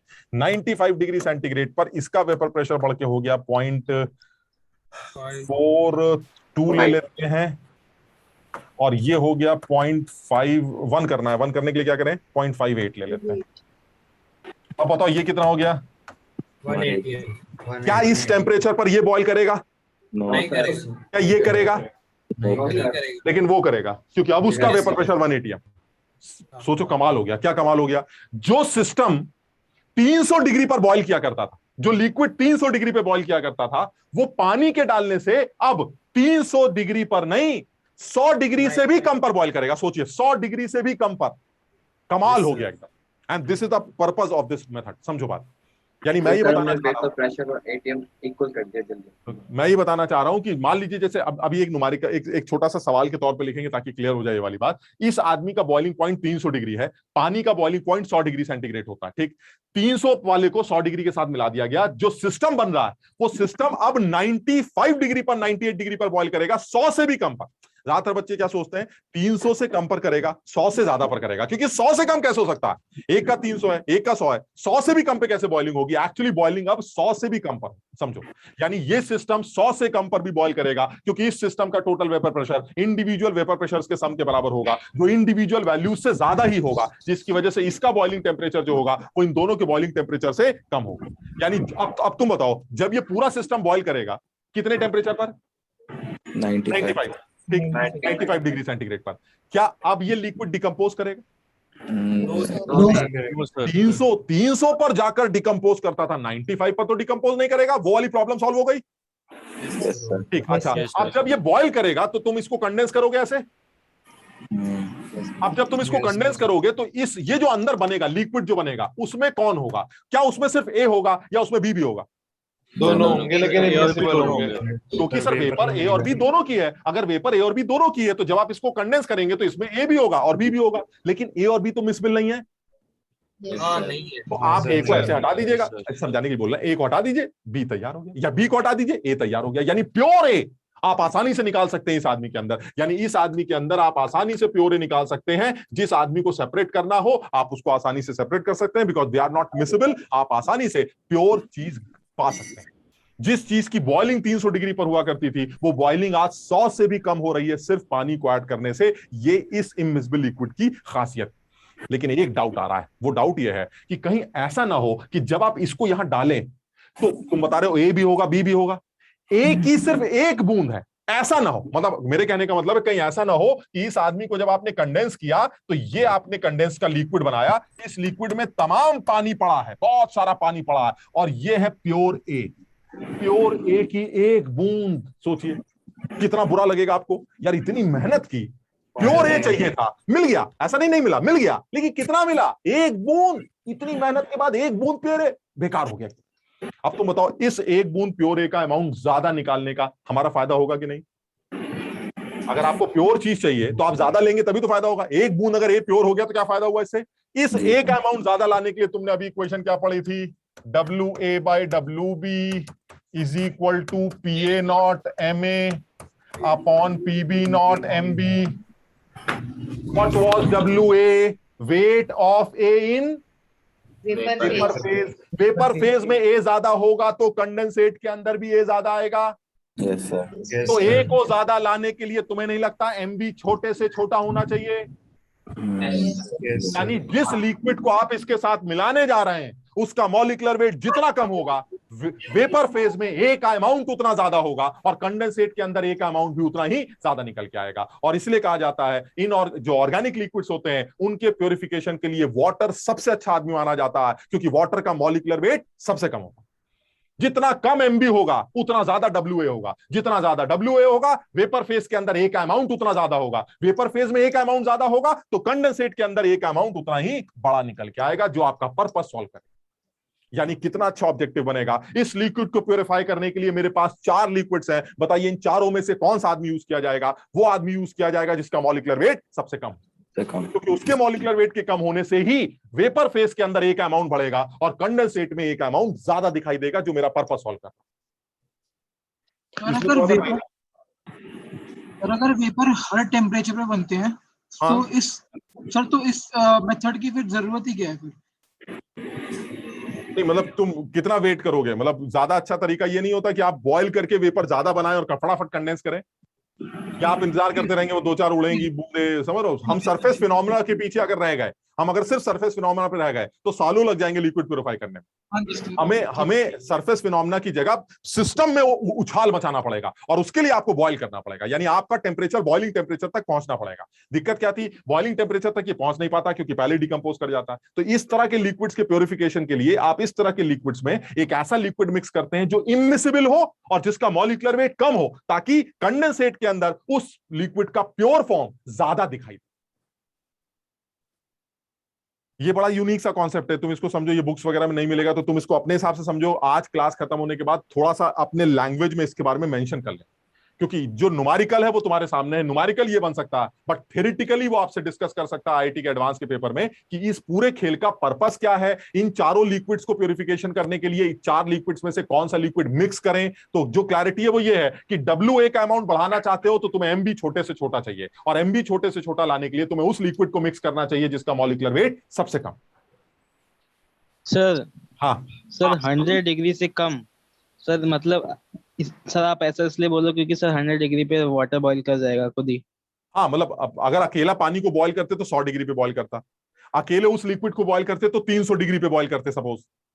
जब दोनों को मिला दोगे तो दोनों का मिला हुआ सिस्टम वो 100 से भी कम पे बॉईल करेगा। ये कमाल की बात, सोचिए आप। सर ऐसा क्यों होगा? 100 पे अकेला 1 ATM कर देगा कोई भी एक अकेला। हाँ, मतलब आप देखो ना, क्योंकि दोनों का सम जो होगा वो 1 ATM पहुंच जाएगा। ये भी 1 ATM नहीं पहुंचा, ये भी 1 ATM नहीं पहुंचा, लेकिन दोनों का सम 1 ATM पहुंचा। सर तो 100 से ज्यादा सर आप इधर 95 की जगह 105 भी लिख सकते थे। हाँ, मतलब अरे तो 105 तो ज्यादा हो गया ना, टेम्परेचर तो धीरे धीरे बढ़ाते हैं ना, पहले ज्यादा कंप्लीटली बॉईल हो जाएगा। हाँ, मतलब कम बॉयल होता रहेगा, आप उसको कंडेंस करते रहिए, और उड़ेगा, फिर कंडेंस करिए, और उड़ेगा, फिर कंडेंस करिए, और उड़ेगा, फिर कंडेंस करिए, सारा गायब हो जाएगा। फिर सर टेम्परेचर ही बढ़ाना पड़ेगा। नहीं, टेम्परेचर उसी टेम्परेचर पर बॉयल होता जा रहा है ना, आपका बॉइलिंग पॉइंट फिक्स हो गया, उस टेम्परेचर पर आप इस सिस्टम को रखिए, उड़ता रहेगा, ऐसे आप कंडेंस करते रहिए, उड़ता रहेगा, आप कंडेंस करते रहिए, खत्म। सर अगर हम कंटेनर का प्रेशर ही कम रखें पहले से ही तो उससे फर्क पड़ेगा? क्या चीज? अगर हम कंटेनर का प्रेशर ही पहले से कम रखें तो अगर आप एटमॉस्फेरिक, बिल्कुल फर्क पड़ेगा। एटमॉस्फेरिक प्रेशर को मैनेज करके आप बॉइलिंग टेम्परेचर चेंज कर सकते हैं यार। इसीलिए तो बोला जाता है वो ऊपर जाके पहाड़ों पर जल्दी उबलने लगता है और नीचे देर में उबलता है, वो सब ड्रामेबाजी तभी तो होती है भाई। ऊपर एटमॉस्फेरिक प्रेशर कम होता है तो बॉइलिंग जल्दी शुरू हो जाती है, यहाँ एटमॉस्फेरिक प्रेशर ज्यादा होता है, बॉइलिंग में टाइम लगता है। सर एक छोटा सा क्वेश्चन बना दीजिए ना इस मास वाले पे, तो याद रहेगा। न्यूमेरिकल की बात कर रहा हूँ। हाँ सर। यार मैं आज असल में लाया भी नहीं हूँ, मैं चाह रहा था वो ट्यूटोरियल में कराऊंगा, नहीं तो कल की जो क्लास होगी उसमें करा दूंगा, जो अगली क्लास होगी उसमें करा दूंगा एक सवाल, क्योंकि मैं चाह रहा था फिर डेटा सही लिखूं, उल्टा सीधा डेटा बनाऊंगा तो गलत हो जाएगा। सर क्या फैक्ट है कि जो रिजल्टेंट बॉइलिंग टेम्परेचर रहेगा वो दोनों के बॉइलिंग प्रेशर से हमेशा कम रहेगा। हाँ, मतलब मैं इस पे एक छोटा सा ऑब्जेक्टिव लिख देता हूँ ताकि तुम्हें ये बात याद रहे। इसको घर में थोड़ा सा इसके बारे में जरूर आधे पन्ने पे लिख लेना है, इस पूरे कॉन्सेप्ट को समझ लो ना कि इसका थ्योरेटिकल इंप्लीमेंटेशन क्या है। Numerically the formula is only one, WA/WB is PA0 उस पे एक ही सवाल बन सकता है, ठीक, बट थ्योरेटिकली तुम्हें क्लियर होना चाहिए कि लोगों ने इस मेथड को यूज कैसे किया। The application is to purify that liquid जिसका boiling point is very high, और उतने हाई टेम्परेचर पर पहुंचने से पहले वो डिकम्पोज भी कर जाए, मुसीबत। ऐसे में इस तरह के कॉन्सेप्ट को यूज करके आप ऐसे लिक्विड्स को प्योरीफाई कर सकते हैं। This is the practical application of this method, समझ लो ना। तो जैसे मान लीजिए 100 से ज्यादा पे भी बॉईल कर सकते हैं। स्टीम डिस्टिलेशन से सिमिलर हो गया।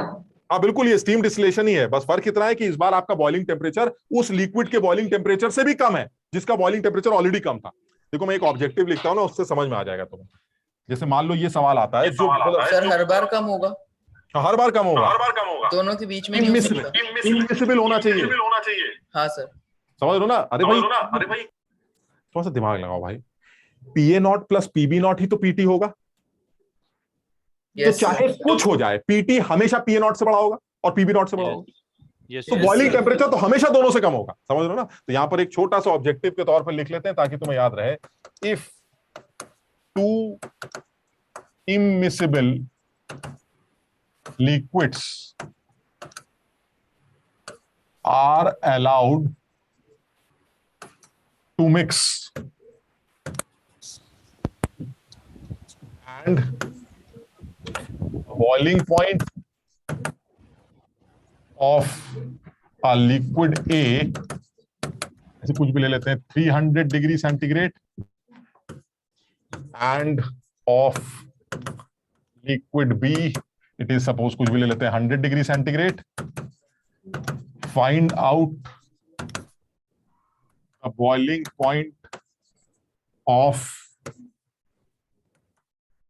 The resultant mixture. ऐसे सवाल आ गया, मतलब थोड़ा सा और रिफाइंड लैंग्वेज में कुछ पूछ लिया उसने। अब उसने 4 ऑप्शन दे दिए, एक 300 डिग्री, एक 100 डिग्री, एक 180 डिग्री और एक 98 डिग्री, कुछ भी ले लेते हैं। तो इसमें ज्यादातर बच्चे इसका आंसर 180 टिक करके आते हैं। वो कहते हैं दोनों के बीच में हो जाएगा। एक का 300 था, हाँ एक का 300 था, एक का 100 था, तो दोनों को मिलाओगे तो बीच में हो जाएगा ना। जो समझदार आदमी वो समझता है कि अगर ये केस इम्मिसिबल का केस है जो आपने लिखा है, 2 इम्मिसिबल लिक्विड, तो सोचने की जरूरत ही नहीं है। जो नेट बॉइलिंग पॉइंट होगा वो आपका दोनों लिक्विड्स के बॉइलिंग पॉइंट से कम होगा, एंड दैट इज 98। तो आप 98 टिक कर दो। तो ये तो सर इसका रीजन समझ में नहीं आया सर, कम क्यों हुआ सो? अरे यार मैंने इतना अच्छा डेटा बनाया था, अभी बताइए फिर से कर लो। तुम लोग टाइम बहुत बर्बाद करते हो। मुझे सुधांशु बोल भी रहा था ये वाली बात, सर ये पकाते बहुत हैं, अगर सर बढ़ने नहीं देते ये लोग आगे। हम सोचते नहीं ऐसे झूठ बोल रहा होगा, नहीं बच्चे तो शरीफ लग रहे थे। कह रहे नहीं एक बार क्लास लो पता चल जाएगा। तो अब समझ में आ रहा है कोई भी चीज आगे बढ़ो, सॉलिड स्टेट में तुम लोग जान ले ली होगी उसकी, क्योंकि उसमें तो इतना समझाना पड़ता है। वो ऐसे तुमने तो खून पी लिया होगा। नहीं सर वो तो ऐसे ऐसे नहीं, जरा फिर से बताइए। ऐसे नहीं, आप किसकी बात कर रहे हैं, किस एटम? वो वाला तुमने तो खून पी लिया होगा। सही बात, हाथ दुख गए होंगे सर के। हाँ बिल्कुल। तो ये PA0 जो है, अब क्या बताएं, आप क्या पूछ रहे थे? सर पूछ रहे थे टेंपरेचर कम क्यों होगा, वो पूछ रहा था। अच्छा अब यार कैसे बताएं, मतलब और ये बिल्कुल इस सवाल से हट के बात कर रहे हैं ना। सवाल हो गया हमारा, आंसर 98 डिग्री है, ऐसे बोल रहे हैं। मान लीजिए ये टेम्परेचर, सर इसे ऐसे सोच सकते हैं कि PA0 तो जो PB0 100 डिग्री सेल्सियस पे 1 atm हो ही जाएगा, और PA0 में कुछ तो होगा, कुछ तो होगा। 1 atm से ज्यादा ही हो गया उसके बॉइलिंग पॉइंट पे। ये कैसे समझाएं लेकिन इस बात को, तो खुद ही समझना है हमें भाई। आप ऐसे मान लीजिए भाई ये टेम्परेचर है, आपका टेम्परेचर 20 डिग्री है, पहले 20 डिग्री पर PA0 की वैल्यू कुछ होगी, 0.09 atm होगी ऐसे। और पानी का जो वेपर प्रेशर है 20 डिग्री पर कुछ होगा, मान लीजिए 0.2 atm होगा। चलिए ये तो टोटल कितना होगा, बस जिसको ये बात समझ में आए, पहली लाइन से सारी बात क्लियर हो जाती है। इसका ये है इसी टेम्परेचर पर, इसका ये है तो इसी टेम्परेचर पर मिक्सचर का कितना होगा? 0.9 समझे बात को? यस यानी सिर्फ इसी लाइन से क्लियर है कि सर किसी भी टेम्परेचर पर, हम आगे की बात ही नहीं कर रहे, किसी भी टेम्परेचर पर जब आपका वेपर प्रेशर ये होता है, आपका वेपर प्रेशर ये होता है, तो जो मिक्सचर होता है उसका वेपर प्रेशर आप दोनों से ज्यादा ही होता है। ये बात समझ में आ जाए तो खेल ही खत्म हो गया है। तो इसका मतलब ये हुआ 1 atm तक आप नहीं पहुंचेंगे, 1 atm तक आप नहीं पहुंचेंगे, लेकिन मैं पहुंच जाऊंगा, मैं पहले पहुंचूंगा 1 atm। बताओ ये बात समझ रहे हो कि नहीं? Yes sir. मेरी वैल्यू इन दोनों का सम है, मैं पहले 1 atm तक पहुंचूंगा, आप दोनों से पहले, बस बात खत्म हो गई। इसका मतलब ये हुआ मेरा बॉइलिंग पहले स्टार्ट हो जाएगा, आप दोनों बॉयल नहीं करेंगे। यानी जिस टेम्परेचर पर आप दोनों भी बॉयल नहीं कर रहे होंगे उससे पहले मेरी बॉइलिंग स्टार्ट होगी। यानी 100 डिग्री अगर आपका बॉइलिंग पॉइंट है तो उससे भी पहले मैं बॉयल करूंगा। बस इतनी सी बात समझानी थी। यानी कि दोनों का एडिशन लेना है, मतलब बस दोनों का एडिशन करना है। तो मान लीजिए आपका टेम्परेचर 98 हो गया, 98 पर साहब बढ़ के हो गए 0.1 atm मान लीजिए, और ये साहब बढ़ के हो गए 0.9 atm। अब तुम ये बताओ क्या ये बॉयल कर रहा है? क्या ये 1 atm है? नहीं है। नहीं तो ये तो बॉयल नहीं करेगा। क्या ये 1 atm है ना? ये भी पानी भी बॉयल नहीं करेगा। यानी इस टेम्परेचर पर दोनों बॉयल नहीं करेंगे। लेकिन जब इनका मिक्सचर की बात करोगे तो वो तो 1 atm पहुंच गया, और अगर वो 1 atm पहुंच गया तो वो तो बॉयल करेगा। यानी ना मैं करूंगा ना आप करेंगे, लेकिन आपका मिक्सचर बॉयल करेगा। यही चाहता था मैं कि मेरा मिक्सचर उस टेम्परेचर से भी कम पर बॉयल करना स्टार्ट कर दे जिस टेम्परेचर पर इंडिविजुअल लोग बॉयल करते हैं। कमाल हो गया। यानी जो चीज 300 पे बॉयल किया करती थी, आज वो चीज 98 पे बॉयल करेगी, ना टूटेगी, ना डिकम्पोज करेगी, ना तुम्हें भट्टी में डालना पड़ेगा। मस्त बॉयल करो, दोनों को उबालो, उबाल कर कंडेंस करो, दोनों लिक्विड सेपरेट हो गए। बस काम की बात इतनी थी, कहीं ऐसा ना हो कि ये जो उड़ रहा है इसमें सिर्फ पानी पानी उड़ रहा है और वो लिक्विड जरा सा उड़ा, ये गड़बड़, फिर तो नुकसान हो गया, फिर तो कोई फायदा ही नहीं हुआ। ऐसे के लिए एक कंडीशन बनाई गई है कि जो दूसरा लिक्विड आप इसके अंदर मिक्स करने जा रहे हैं उस लिक्विड का मॉलिक्यूलर वेट जितना कम होगा, वेपर फेज में उस प्योर ए का अमाउंट बढ़ेगा, जिसकी वजह से आपका पर्पस सॉल्व होता है। इतनी सर हमने अगर जो टेम्परेचर है अगर वो 100 डिग्री कर दिया जैसे इसी में सर, तो सब बॉयल करेगा, तो कुछ नहीं होगा। 100 क्या भट्टी में 100 डाल दो। डिग्री 100 डिग्री पर तो ए बॉईल करने लग जाएगा, फिर हमारा purpose solve हो ये जाएगा। नहीं, सब कुछ बॉईल कर रहा है। 100 डिग्री 98 के ऊपर तो आपको जो करना है आप कर सकते हैं, लेकिन फिर पर्पस खत्म हो गया ना यार। जब तुम्हें हायर टेम्परेचर पर जाना ही है तो फिर इस मेथड को यूज क्यों कर रहे हो? इस मेथड को यूज ही इसलिए किया जा रहा है कि कम से कम टेम्परेचर पर चीजें बॉईल भी कर जाए, ना लिक्विड डिकम्पोज करे, और मेहनत भी कम से कम करनी पड़े। ये है इसका पर्पस। पता नहीं तुम लोग समझते क्यों नहीं हो बे? सर मतलब कोई भी समझ आ गया। लिक्विड पहुंचती है पैसे तो कम लग रहे हैं। बॉइलिंग स्टार्ट हो जाती है। समझ गया। हाँ, लक्ष्य क्या कह रहा है? सर मैं कह रहा हूँ एकदम क्लियर है, आगे चलते हैं। ये पब्लिक नहीं मानती ना, क्योंकि ये कहेंगे हमने भी पैसे दिए हैं। सर आगे आगे आप आगे समझ आ रहा है, सर इस पे क्वेश्चंस बनते हैं क्या? जैनीश को देखिए कितने मजे से लेटा। अबे जैनीश, तुम्हें देख के हमें भी नींद आ रही है। कितने मजे। तुम कहाँ लेटे हो, पर बैठे हो? नहीं सर, तबीयत खराब है सर इसलिए। अच्छा, मैंने सोचा लेटे हो आराम से पढ़ो, क्या माहौल। तो तबीयत में क्या गड़बड़ है? क्या गड़बड़ हो गई तबीयत? सर आज सर ड्रिप लगानी पड़ेगी वापस। अच्छा, क्या अब ज्यादा वीकनेस है? हाँ। अच्छा, यस सर। क्या हो गया था? सर मैं स्टमक में सर पेन हो रहा है सर, पैंक्रियाटिक अटैक है। अच्छा, तो कुछ डॉक्टर को दिखा दिया? यस सर दिखा दिया सर, 1 ईयर से हो रहा है। अच्छा, इसमें यार थोड़ा सा वो यस सर। बहुत तगड़ा पेन होता है, मैंने सुना है ऐसा। ठीक है, चलो तुम आराम से। मैं वही देख रहा था, कुछ समझ में नहीं आ रहा, बैठा है लेटा है कर क्या रहा है, तो अब समझ में आएगी, लेकिन फिर भी क्लास कर रहा है। देखो देख लो तुम लोग।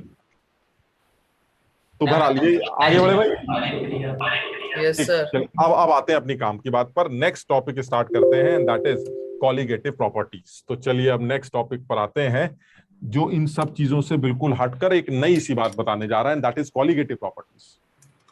एक्चुअली जो बच्चे अब एजियोट्रॉप्स, वो बिल्कुल मैंने बताया था ना, नॉन आइडियल और आइडियल सोल्यूशन वाला जो थ्योरेटिकल पार्ट है वो बिल्कुल लास्ट में करेंगे, तो वहीं एजियोट्रॉप आ जाएगा। ठीक है ना? तो अभी उसको है ना, तो थ्योरेटिकल है, पहले न्यूमेरिकल वाला पोर्शन खत्म कर लें सारा। अब वो ये कह रहा है कि सबसे पहली बात क्या है, अब सब भूल जाते हैं। हमने जो पहला केस बनाया, दूसरा केस बनाया, इमिसिबल लिक्विड का, मिसिबल, सब भूल जाते हैं। अब हम एक केस बनाने जा रहे हैं। अगर आप किसी भी नॉन वॉलेटाइल सोल्यूट को जब वॉलेटाइल सॉल्वेंट में डिसॉल्व करें, वही हमारा जो पहला केस था, ठीक, तो ऐसे सोल्यूशन के अंदर कुछ ऐसी प्रॉपर्टीज बनती हैं जो सिर्फ सोल्यूट पार्टिकल्स के नंबर्स के ऊपर डिपेंड करती है। यानी ऐसी प्रॉपर्टीज, किसी भी सोल्यूशन की ऐसी प्रॉपर्टीज जो सोल्यूट पार्टिकल्स के नंबर्स के ऊपर डिपेंड करें, उन प्रॉपर्टीज को कॉलिगेटिव प्रॉपर्टीज के नाम से जाना जाता है। इनके नाम से भी लग रहा है कॉलिगेटिव प्रॉपर्टी, यानी जितना सोल्यूट का नंबर होगा ये प्रॉपर्टी उतनी ही ज्यादा होगी, दैट इज कॉलिगेटिव प्रॉपर्टी। यानी डेफिनेशन में मैंने साफ लिख दिया है, those physical properties of a solution which only depends upon the number of particles of solute and do not depend upon the nature of the part solute. मुझे solute के nature से मतलब नहीं है कि NaCl है कि KCl है, जो भी नेचर है आपका, आपके नंबर जितने होंगे वही डिसाइड करेगा ये प्रॉपर्टी कैसी। यानी वो प्रॉपर्टी जो सोल्यूट पार्टिकल्स के सिर्फ नंबर्स के ऊपर डिपेंड करती है, उसे आप उस सोल्यूशन की कॉलिगेटिव प्रॉपर्टी के नाम से जानते हैं। उस कॉलिगेटिव प्रॉपर्टी में मुझे ये 4 कॉलिगेटिव प्रॉपर्टी सिलेबस में दी गई हैं जो मुझे पढ़नी। बस ध्यान ये रखना है कि ये कॉलिगेटिव प्रॉपर्टीज उन सॉल्यूशंस के लिए डिफाइन की गई हैं जिसमें नॉन वॉलेटाइल सोल्यूट को किसी वॉलेटाइल सॉल्वेंट में डिसॉल्व किया जाता है। बस, यानी चीनी मिला दो, यूरिया मिला दो, नमक मिला दो, लेकिन ऐसा कोई लिक्विड मत मिलाओ जो उड़ता हो। बात समझ लो, तब ये कॉलिगेटिव प्रॉपर्टीज का काम नहीं आएगा। Colligative properties defined only for दो solutions in which non volatile solute is mixed with a volatile solvent. बस ये 4 प्रॉपर्टीज हैं जिनको मुझे डिस्कस करना है। सब लोग पहले यहां तक अपनी कॉपी में नोट कर डालो, एक बार नोट करोगे तो वैसे याद हो जाएगा।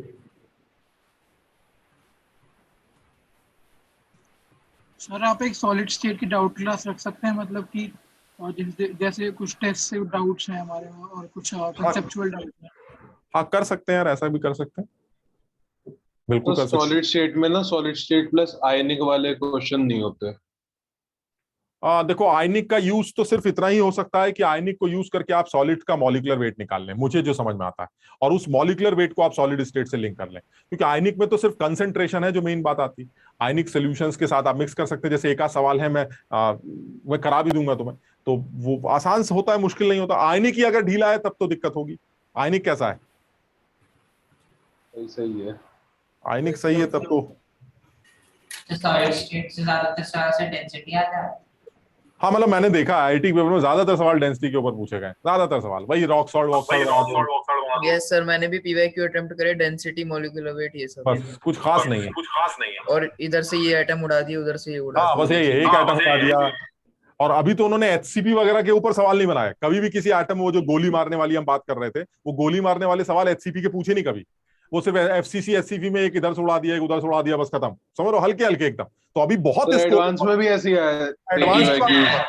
एडवांस की बात कर रहा हूँ। अब तक जो है सॉलिड स्टेट में सवाल पूछे जाने के अच्छा स्कोप बनता है। मैं तुम्हें आज जाते जाते, आज जब क्लास खत्म होगी तो एक सवाल देके जाऊंगा, तुम उसका आंसर निकालना। अब कहीं भूल ना जाऊं, अभी सुन लो। बीसीसी यूनिट के अंदर, एक सेकेंड, बीसीसी यूनिट के अंदर सबसे बड़े साइज का एटम कहां फिट कर सकते हैं और उसका साइज क्या होगा, ये सोच के आना। बॉडी सेंटर पे, बॉडी सेंटर के अंदर। बॉडी सेंटर में तो एटम होगा, body centre of the edge. एक फिर से सुन लो, बीसीसी यूनिट समझ गए? Yes sir. बढ़िया, आइडियल बीसीसी यूनिट समझते हो, कोने पर बॉडी के अंदर, है ना, बढ़िया। अब वो कह रहा भाई ये बताइए खाली जगह है कि नहीं, तो हमने कहा खाली जगह है, काफी खाली जगह है। वो कह रहा है वो कौन सी खाली जगह है जो सबसे बड़ी खाली जगह है, यानी किसी भी बीसीसी यूनिट के अंदर सबसे बड़े साइज का एटम कहां फिट करें ताकि लैटिस डिस्टर्ब ना हो। फेस सेंटर मतलब लार्जेस्ट खाली जगह तो इक्वल ही होगी ना, यूनिफॉर्म ही होगी sir. And sir edge length के सेंटर पर। एज लेंथ यानी एज सेंटर पे बोलना। एज लेंथ के सेंटर पर सर, बीच में हम करेंगे। अच्छा, एज के सेंटर पर आप रख सकते हैं एक एटम। सही सही है सर एज सेंटर, ये क्वेश्चन करता है सही सेम टू सेम। रखा जाएगा सर। क्या कह रहे हो बेटा तुम, जो दूसरा आदमी बोल रहा है, बोलो फिर से। अरे एज सेंटर से थोड़ा सा नीचे रखा जाएगा और बीच से ऊपर। अच्छा नहीं सर, वैसे सोचे कि एज सेंटर के अगर मैंने 4 मिला दिए, ये जो अभी ये जो अभी किसी ने जवाब दिया है, मुझे लग रहा है वो द्रोणा वाला था, हैं? Yes sir. हाँ तभी जवाब दे रहे हो। चलो अब इसको भूल जाओ, जो भी बोला इसको भूल जाओ। तुम लोग अपना सोचो। समझ में नहीं आया क्या पूरा एटम या फिर मतलब इफेक्टिव एटम। सर दिख नहीं रहा है तो एक्सक्यूज मी। मैं कह रहा हूँ कि सर इस क्वेश्चन में आपने पूरा का पूरा एटम आना चाहिए। नहीं, पूरा एटम कहाँ रख सकते हैं? जैसे एक बच्चा कह रहा है कि एच के सेंटर पे रख सकते हैं, एक बच्चा कह रहा है फेस के सेंटर पे रख सकते हैं। ऐसा मतलब हमें ये नहीं निकालना इफेक्टिवली कितना है, मतलब एटम कहाँ रख सकते हैं जो सबसे बड़ा यूनिट को डिस्टर्ब ना करे। सर इसकी रेडियस भी निकाल लेंगे हम। हाँ रेडियस आर मान लेते हैं ना, बॉल की रेडियस आर मान लेते हैं। एटम की रेडियस आर है, तुम्हें बताना है उस साइज की रेडियस क्या है, उस वॉइड की रेडियस क्या है। सर फेस सेंटर के बीच में नहीं आएगा? अब फेस के सेंटर पर भी रख सकते हैं। आंसर नहीं बता रहा हूं, मतलब रख सकते हैं। सबसे पहले ये सोचो खाली जगह कहाँ कहाँ है, ऐसे सोचो जरा। बीसीसी लैटिस में खाली जगह कहाँ कहाँ है जहाँ एटम को फिट करने की सोचो। Face centre. क्या एच का सेंटर खाली है? Yes sir. खाली है सर, लेकिन बड़ा नहीं है। क्या फेस का सेंटर भी खाली होता है? Yes sir. ऐसा लग रहा है कि बीसीसी यूनिट में ये दो ऐसी लोकेशंस हैं जहां एटम को रख सकते हैं, या तो एच के सेंटर पे रख दिया या फेस के सेंटर पर रख दिया। अब तुम्हें सबसे पहले तो ये डिसाइड करना है, मैंने क्या पूछा, मैक्सिमम साइज। तो तुम्हें दोनों गड्ढों का साइज निकालना पड़ेगा, जो इनमें बड़ा होगा वो टिक कर देंगे, ठीक। लेकिन ये सवाल इतना आसान नहीं है, इसमें और दिमाग लगाना है। तो तुम इसको सोचना, आराम से सोचना, पहले दिमाग लगाना। सब लोग पहले ये नोट कर लो भाई फटाफट। सर एक ऐसा क्वेश्चन था कर लिया सर। सर ये क्वेश्चन मतलब इस तरह का, उसमें सर रेडियस निकालनी थी और कहाँ पर फिट करना है ताकि लार्जेस्ट हो, ऐसे उसमें रेडियस का क्वेश्चन था। नहीं, बीसीसी यूनिट का ही था। अब बीसीसी का था तो बहुत अच्छा सवाल था, और ये सवाल तो जबरदस्त लेवल का सवाल होगा। मतलब अगर ये सवाल अगर आया है, कहीं देखा है तुमने, तो बहुत अच्छा सवाल। थोड़ा साइड हो जाइए सर। नेक्स्ट क्लास भी आपकी है? हाँ यार। सर कितने बजे लोगे, 5:45 या 6 बजे? अबे 5:45 यार, 2 क्लास बड़ी मुश्किल हो जाती है। तुम सब लोग बच्चों के लिए भी मुश्किल है, और इसको जल्दी नोट कर लो भाई। तुम रोज बैठते हो, एक ही सब्जेक्ट के 2 नहीं करते हो ना, एक ही सब्जेक्ट के 2 नहीं करते हो, एक सब्जेक्ट की 2 मुश्किल होती है, ये कह रहा हूँ। नहीं सर, उसमें फिर थोड़ा इंटरेस्ट का वो हो जाता है, ध्यान छूटने में लगता है। हाँ बिल्कुल। अब देखो, हम सबसे पहले आ रहे हैं पहली कॉलिगेटिव प्रॉपर्टी। या हम सोच रहे हैं इसको ब्रेक के बाद करें क्या? Sir yes sir. आज जो है हम फर्स्ट कॉलिगेटिव प्रॉपर्टी पूरी खत्म कर लेंगे, that is relative lowering of vapour pressure. ठीक, उसके बाद बाकी सब आसान है, ज्यादा मुश्किल कुछ नहीं है। तो relative lowering of vapour pressure पूरा डिटेल में आज खत्म कर लेते हैं। तो आज ब्रेक का वेट करते हैं, 5:45 बजे दोबारा मिलते हैं। ठीक है सर, स्कूल में कुछ ओके सर, चलो bye bye sir. Okay sir.